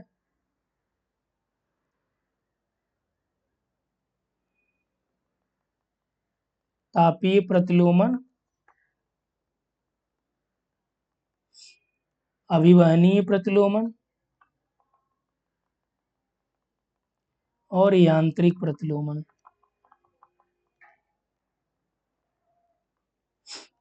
ठीक है। इसमें आपका अप्रवाही होता है। और कौन सा होता है? धरातलीय प्रतिलोमन होता है। और कौन सा होता है? उच्च वायुमंडलीय प्रतिलोमन, ठीक है। उच्च वायुमंडलीय प्रतिलोमन होता है। और जो अभिवहनीय प्रतिलोमन है या एडवेक्शनल इन्वर्जन है, इसमें आपका वाताग्रीय है।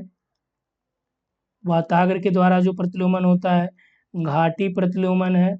और यहाँ पे क्या है कि क्षैतिज प्रतिलोमन या धरातलीय प्रतिलोमन भी इसके अंतर्गत आएगा, ठीक है। यांत्रिक प्रतिलोमन या मैकेनिज्म जो इन्वर्जन हो जाएगा, इसमें आपका अवतलन प्रतिलोमन आता है और विक्षोभ प्रतिलोमन आता है।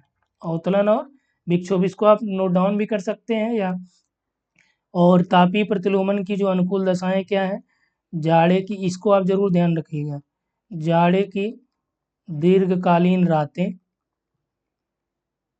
स्वच्छ आकाश या बादल रहित आकाश, स्वच्छ और बादल रहित आकाश जो है इसके लिए। इसके अलावा शांत और स्थिर वायु, शांत और स्थिर वायु, ये भी इम्पोर्टेंट है। किसके लिए? तापीय प्रतिलोमन की अनुकूल दशाओं के लिए। वायुमंडल क्या होना चाहिए? शांत होना चाहिए और स्थिर होना चाहिए। धरातल के पास क्या होती है? शुष्क पवनें हों, ठीक है।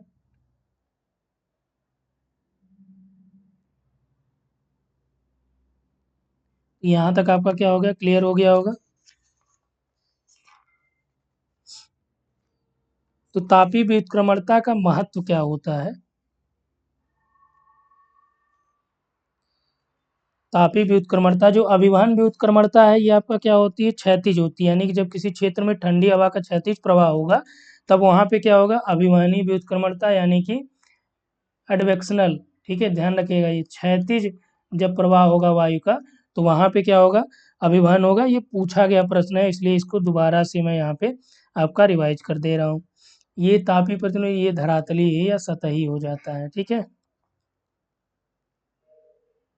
तो हिम से आच्छादित धरातल हो गया, शुष्क वायु होगी, शांत और स्थिर वायुमंडल हो गया, साफ और बादल रहित आकाश हो गया, सर्दियों की लंबी रातें हो गई।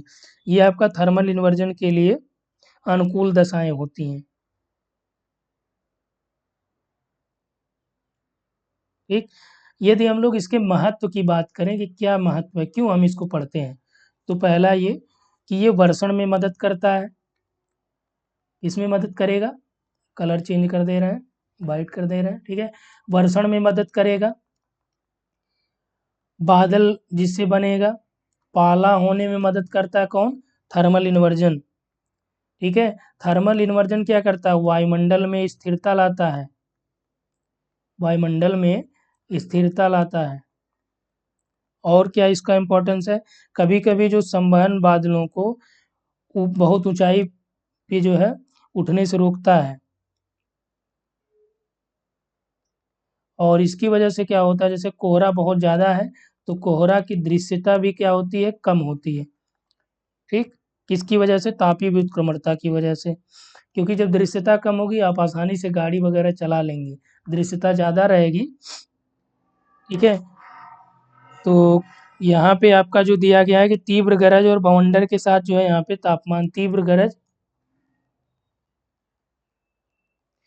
कोहरे में जो दृश्यता है उसको, ये दृश्यता के कारण बनने वाला कोहरा जो है, यानी तापीय व्युत्क्रमणता के कारण जो कोहरा बनेगी, प्रश्न यहाँ पे पूछा गया है। इसको देखिए यहाँ पे आपका तापीय व्युत्क्रमणता के कारण जो कोहरा बनता है उसकी दृश्यता क्या होती है, कम होती है, यानी कम दूरी तक दिखाई देता। अभी इसके पहले हमने बताया कि आसानी होती है, आसानी नहीं होती, बल्कि चिंता का एक विषय है ये, कि जो तापीय व्युत्क्रमणता की वजह से आपका कोहरा बनेगा वहाँ पे बहुत दूर तक आप नहीं देख सकते हैं।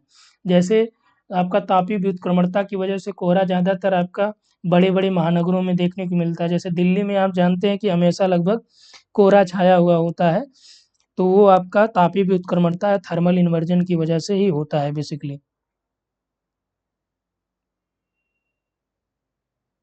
ठीक, चलिए नेक्स्ट आते हैं आपके टॉपिक पे। और ये आपका यहाँ पे है तापीय विसंगति के बारे में। तो यहाँ पे कह रहा है किसी निश्चित अक्षांश पर स्थित दो स्थानों के औसत तापमानों में अंतर को हम लोग क्या बोलेंगे, तापीय विसंगति बोलते हैं।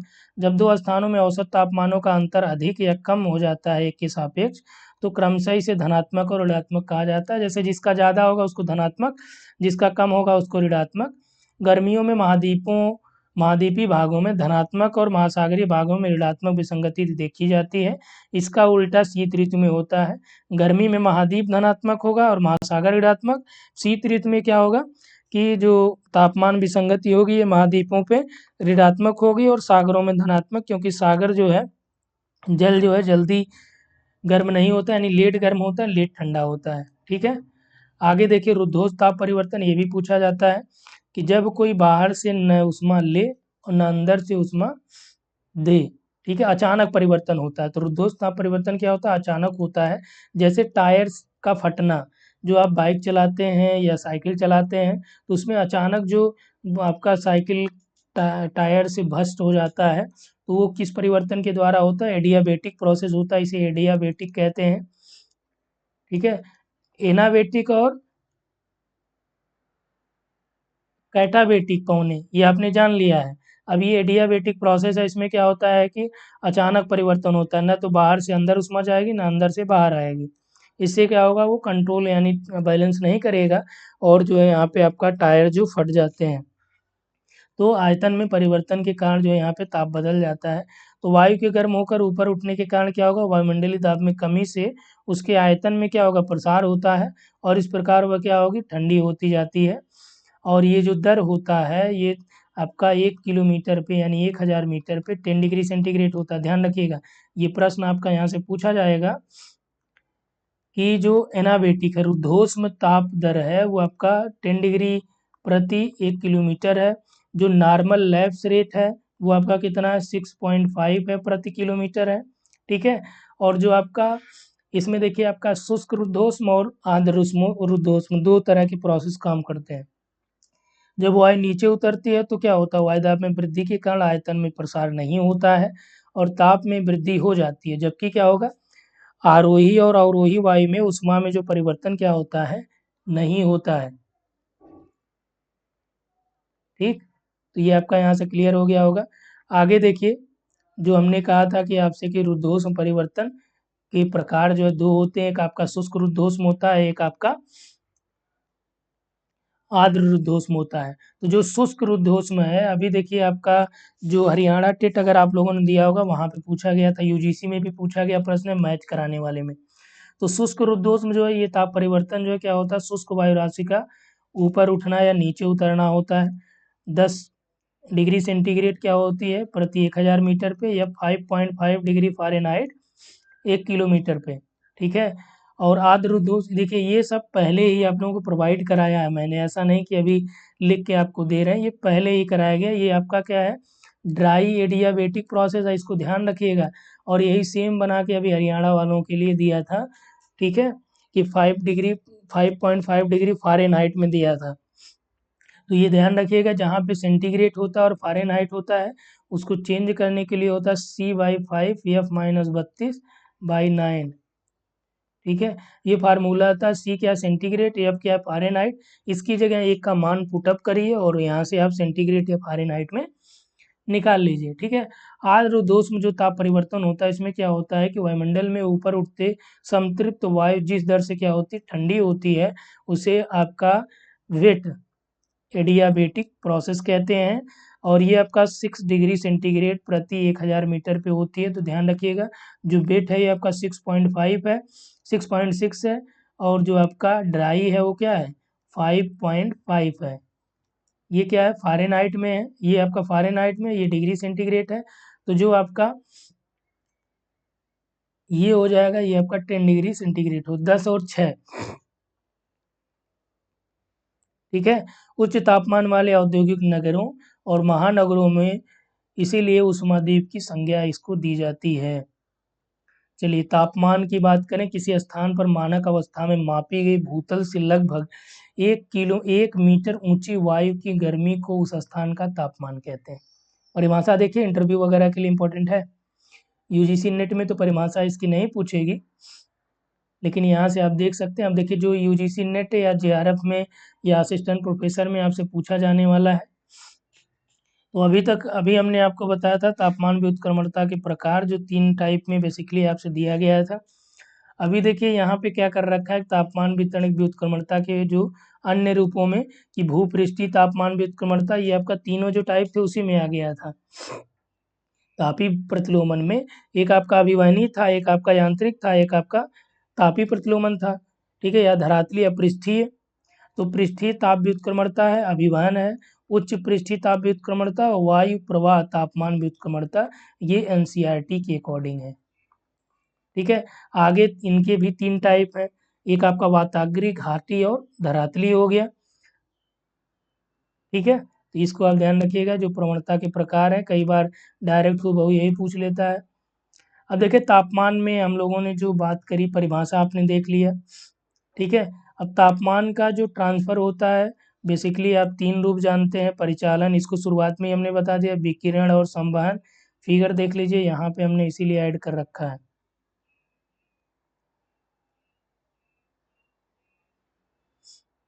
ठीक है। ये आपका विकिरण है, ये आपका चालन है, ये संवहन है।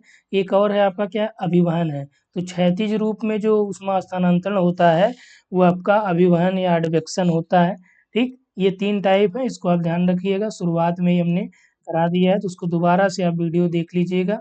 और जियोमॉर्फोलॉजी वाला देखना मत भूलिएगा।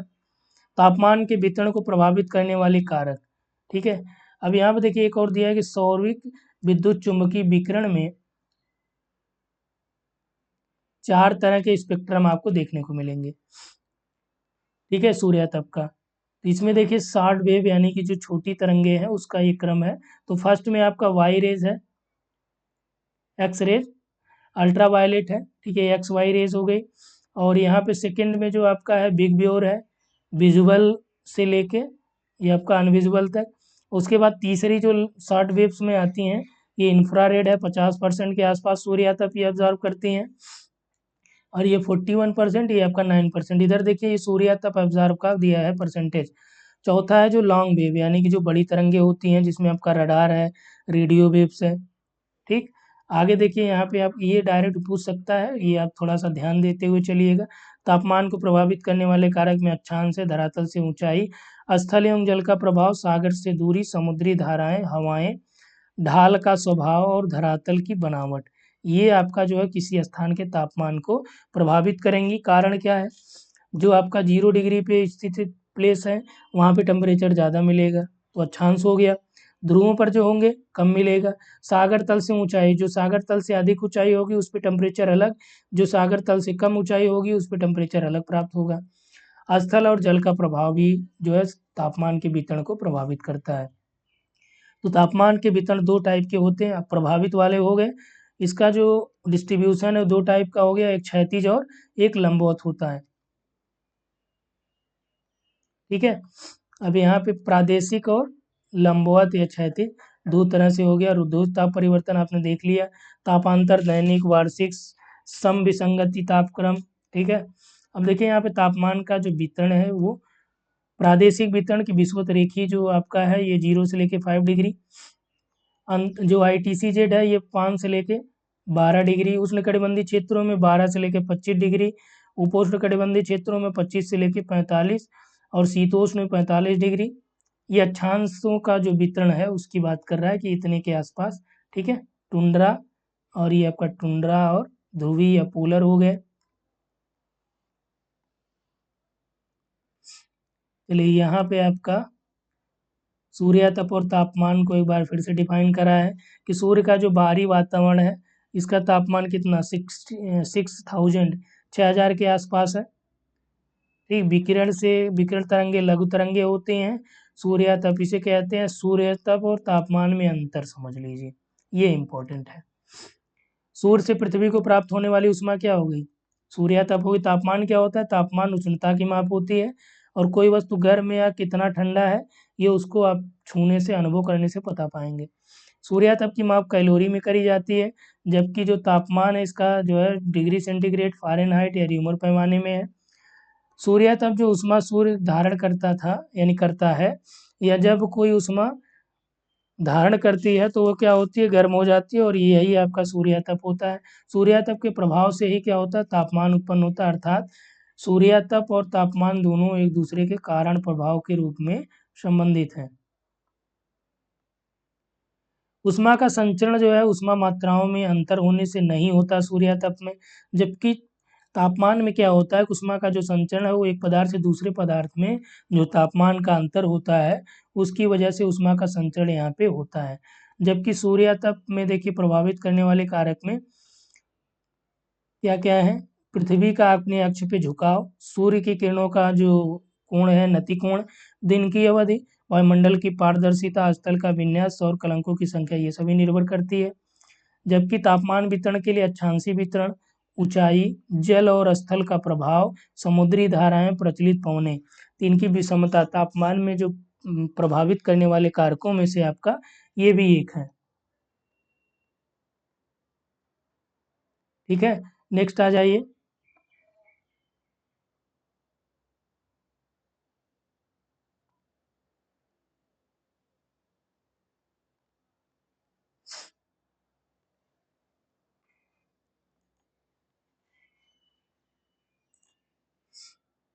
नेक्स्ट है पृथ्वी का अक्ष पर झुकाव, पृथ्वी का अक्ष पर घूमना।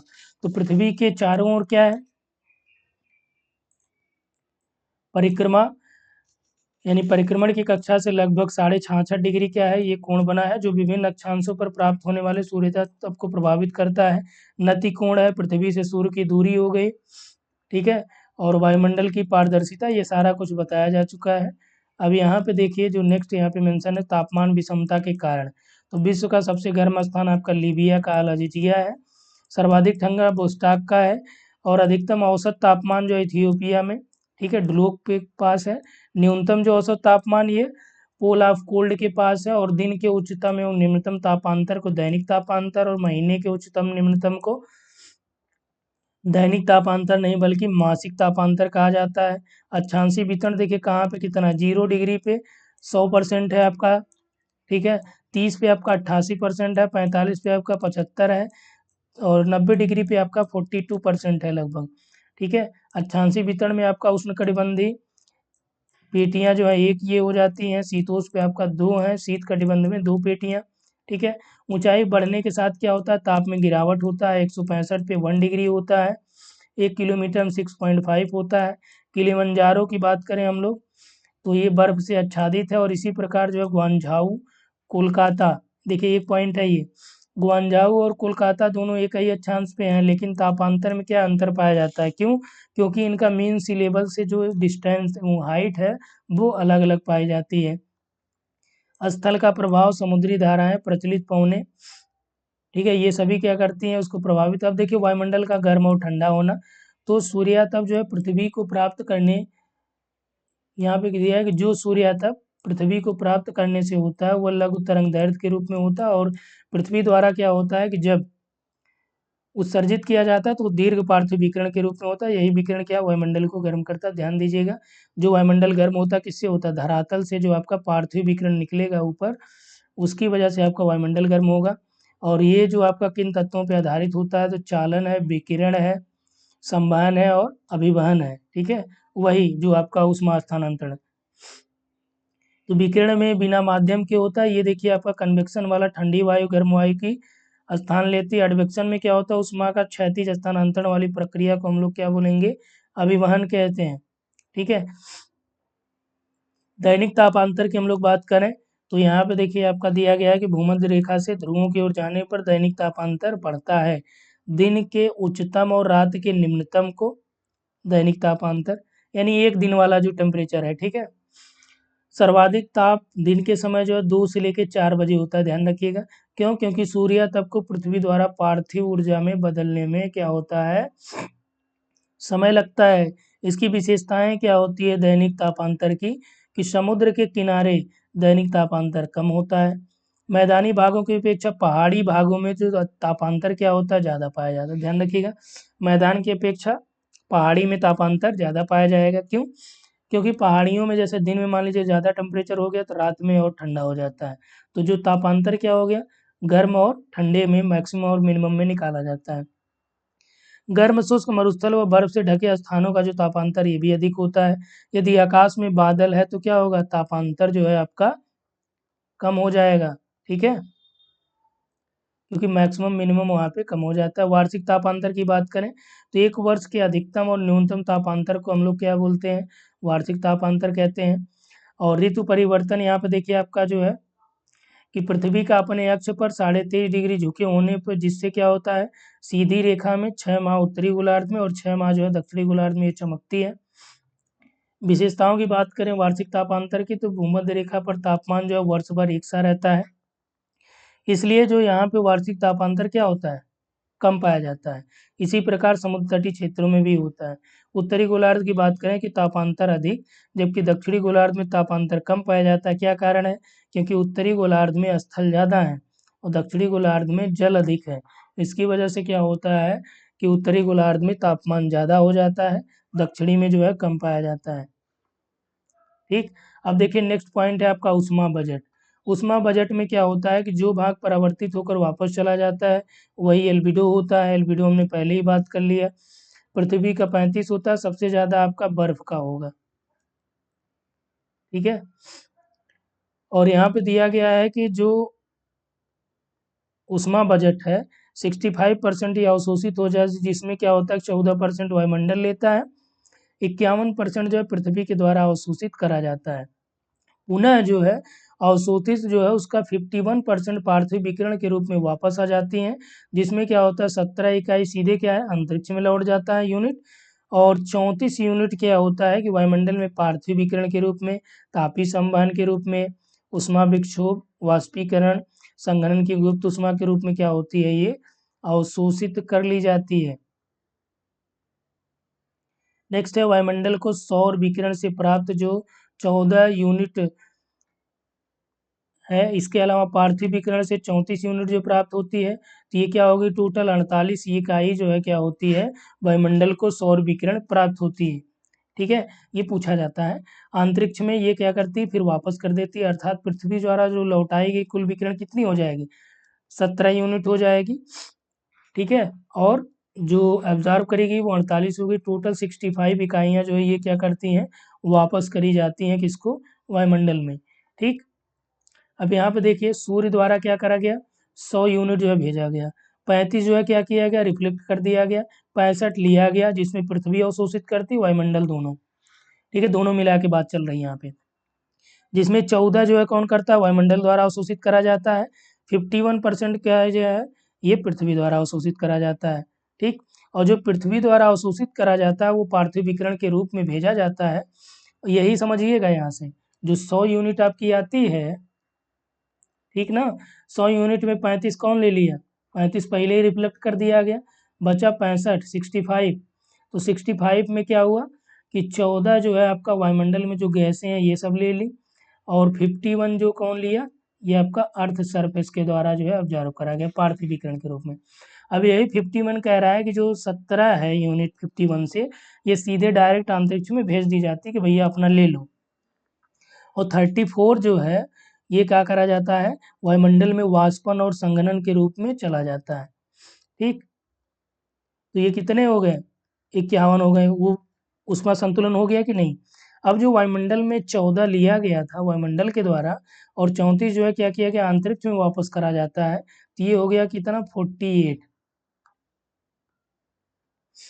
कुल जो वापस करी गई एनर्जी हो गई, अब यहाँ से कितनी हो गई, जो कुल वापस करी गई वहाँ पे आपका 17 जो है डायरेक्ट वापस करी गई, ठीक, और यहाँ पे 48 जो है वापस करी गई वायुमंडल द्वारा, तो टोटल कितने हो गए, 65 हो गए। तो ये क्या हो गया, ऊष्मा संतुलन हो गया। ठीक है, तो यहाँ पे देखिए ऊष्मा संतुलन जो अक्षांशी यहाँ पे मेंशन करा गया है, ताप न्यूनता का जो क्षेत्र है, ताप अधिक क्षेत्र और ताप न्यून क्षेत्र। तो जो टेम्परेचर मैक्सिमम ये आपका 30 से 30 के बीच टेम्परेचर यहाँ पे ज़्यादा पाया जाएगा, तो ये ताप अधिक हो गया। 30 से 60 जो है तापमान कम हो जाएगा, तो ये ताप न्यून वाले हो गए, नॉर्थ और साउथ दोनों पार्टों में। ठीक है, अब यहाँ पे फिर से आपका एक बार मेंशन किया गया पृथ्वी का उष्मा बजट। तो पृथ्वी का औसत तापमान लगभग एक समान रहता है। हमारी पृथ्वी को सूर्य से निकलने वाली कुल उष्मा का केवल 2 अरबवां भाग ही प्राप्त हो पाता है। हमारी पृथ्वी जितना प्राप्त होती है उसका वायुमंडल जो है आधा भाग वायुमंडल में कर देती है। अब देखिए यहाँ पे जो इम्पोर्टेंट है और जो पूछा गया आपसे असिस्टेंट प्रोफेसर में पूछा गया था कि जॉर्ज किम्बाल के अनुसार जो उष्मा बजट है वो बताइए। तो इसमें यदि 100% उष्मा है तो इसका 42% जो है क्या होता है, वायुमंडल द्वारा भेज दिया जाता है, परावर्तित करा जाता है। 11% जो है वाष्प द्वारा अवशोषित करा जाता है, 4% गैसों और धूल कणों द्वारा, और 57% भाग क्या होता है, ये नष्ट हो जाता है। तो पृथ्वी सौर विकिरण का केवल 43% भाग ही प्राप्त कर पाती है। किसने कहा, जॉर्ज किम्बर्ले या जॉर्ज किम्बाल। अब मूलर ने क्या बताया उष्मा बजट के बारे में, मूलर ने ये कहा कि भाई जो 100% एनर्जी आपकी मिलती है इसमें 51% पृथ्वी को मिल जाता है, 49% वायुमंडल तथा अंतरिक्ष में क्या होती है, परावर्तित कर दी जाती है। तो इसमें जो 35 इकाई क्या होगी, अंतरिक्ष में गई, 6 प्रकीर्णित हो गई, 27 क्या होगी, बादलों के द्वारा ली गई, और 2% जो है ये पृथ्वी द्वारा। ठीक है, मूलर का जो हो गया वो हो गया एल्बिडो। तो एल्बिडो आप जान रहे हैं कि किसी तल के द्वारा जो परावर्तित विकिरण होता है एल्बिडो होता है। और प्रमुख तलों के द्वारा देखिए पृथ्वी का जो औसत है ये 35 है, सर्वाधिक बर्फ का होता है, आपके सामने मेंशन है। बादल का जो है ये 50 से 90 के आसपास है। मूली या घास का जो खेत हो जाएगा सब्जी वाला 70 से 90 है।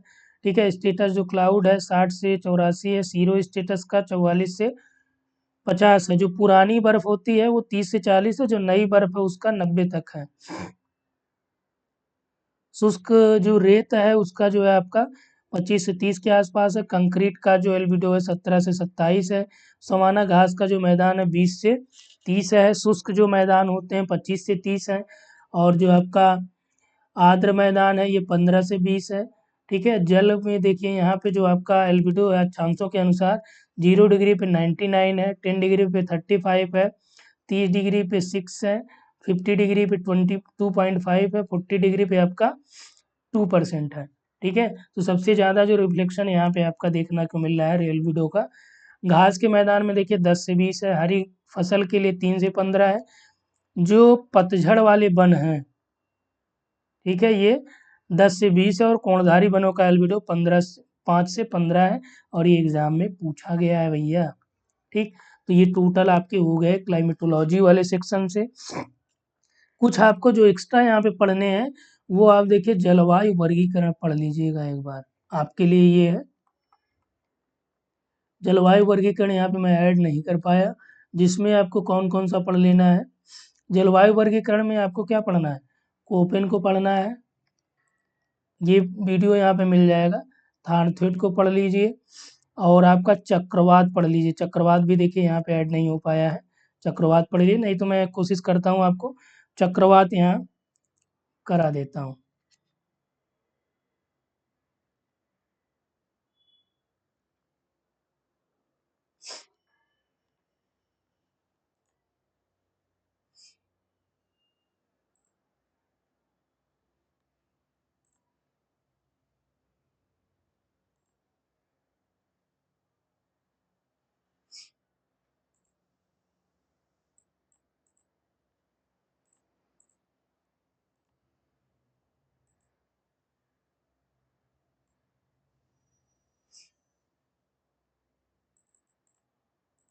ठीक है, यहाँ पे आ जाइए। थोड़ा सा चक्रवात के बारे में भी जान लीजिए, क्योंकि आपके एग्जाम में तो पूछा जाता है, कई बार पूछा गया है। चलिए, उसको हम लोग कोशिश कर रहे हैं, चक्रवात का जो एक दूसरा वीडियो आपको बना देंगे, उसमें आप देख लीजिएगा। ठीक है, क्योंकि ये वीडियो लगभग 2 घंटे का हो चुका है। तो यहाँ पे इतना ही, और उम्मीद है ये आपको अच्छा लगा होगा। और यहाँ पे जो आपका बचा हुआ है, हाँ अभी मैं भूल ही जा रहा था, आपका जो थ्योरीज है, इसको आप जरूर देख लीजिए, जो सिद्धांत है।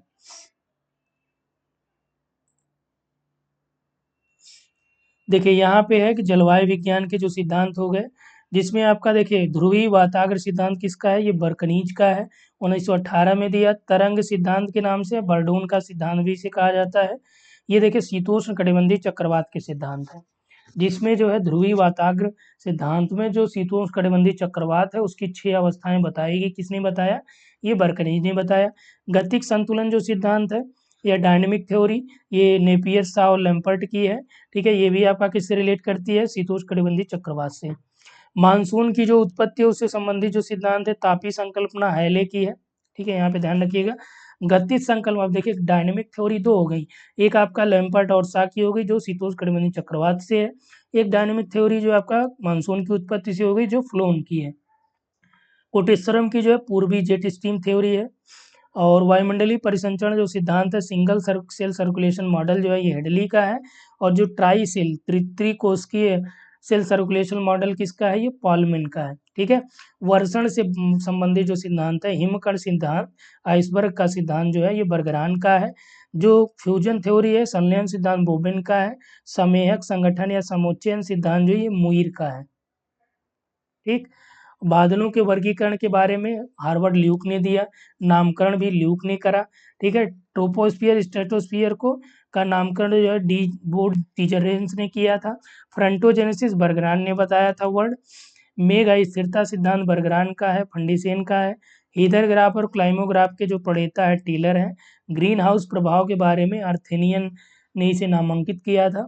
विश्व जलवायु मानचित्रावली सबसे पहले अल-बलाकी ने बनाया, और 14 जलवायु प्रदेशों में जो है अल-मकदसी ने बांटा था। पीटरसन ने क्या करा कि वर्षा वितरण के आधार पर पृथ्वी को 15 पेटियों में और वाताग्र को कितने 4 भागों में बताया था। तो वाताग्र का पूछे कि किसने करा है, तो यहाँ बताएंगे किसने करा है, पीटरसन ने करा है। ठीक है, तो यहाँ पे इतना ही। Thanks for watching.